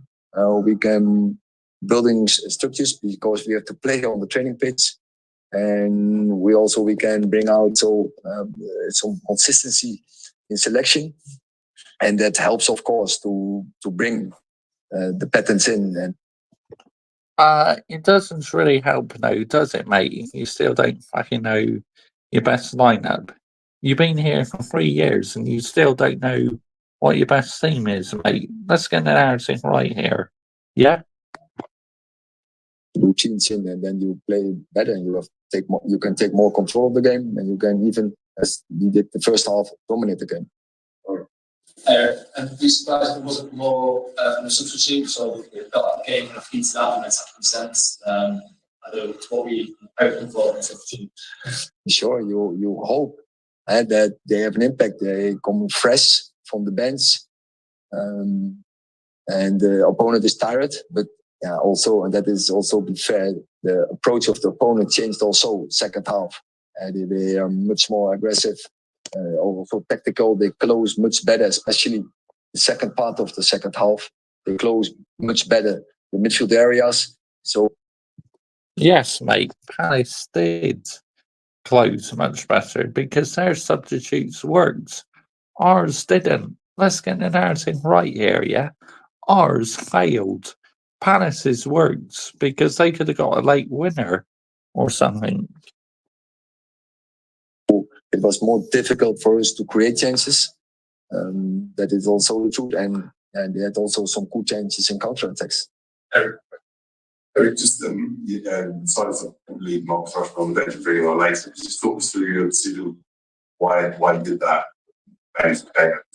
Yeah, it already there's speculation and some pundits, and that's crazy. Then I would almost say you are, as a person, you are not okay when you bring such speculation if you don't know what's on. This is just rotation, and we have many games to cover, and we have more than 11 players, but we have to give all the players, if they perform, we will give them the chances, and finally we will find out, of course, players who perform better and will play more. But this has nothing to do. I'm very happy with Marcus, with everything, with his defending part, offensive.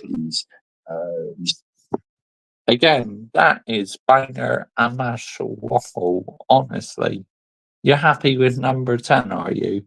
What, number 10 has been trash for a long time? Why was he not starting today then? Oh yeah, probably because you know something behind closed doors what we don't. It's as simple as that. Bull drawled. Still the Glazers' main butt boy. Yep, because they were the ones who appointed him, Michael Chelsea FC, because they're still 100% owners. Of course, in this moment, so yeah, performs very good, and so nothing to do with it that he was on the bench, just rotation. Last question, Dan. Just to Ed's point, I know it's easy in retrospect, but given that Marcus has been in good form and finding the net, do you find yourself thinking, well, maybe he would put away one of those first half chances, which instead yeah, but I have to say Ahmad is playing very good. I have to say Garnacho, almost all the games so far, maybe apart from Liverpool, he has end product, and so also we have to play them as well. Okay, thank you. But it's not Martinez.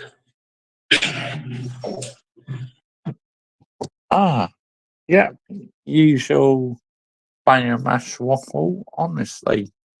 Yep, made a couple banger mash waffle points there. But yeah, nevertheless, frustrating, just fucking frustrating. But anyway, people, I am going to be wrapping this up now. I've been doing over 3 hours, so perfect minerals landed tonight, I say. So, let's have a look who's been in the live chat, shall we? Go all the way up to the top. Big up to Daniel Knight 14. Big up to Gaz Elliott. Big up to Michael Chelsea FC. Big up to Hayden Cox. You're all legends. Minerals landed tonight. And who else? We had another person in, didn't we? So, like, Excuses FC. Big up to you as well. Yeah. What a great 3-hour show this has been. Pure minerals landed. I hope you have a fantastic rest of the weekend. And that, let me know down below what you thought in the game. Link to my Mr. Joshy J football channel and F1 channel is in the description to this video. Many thanks so much for watching. Bosh. Good night all.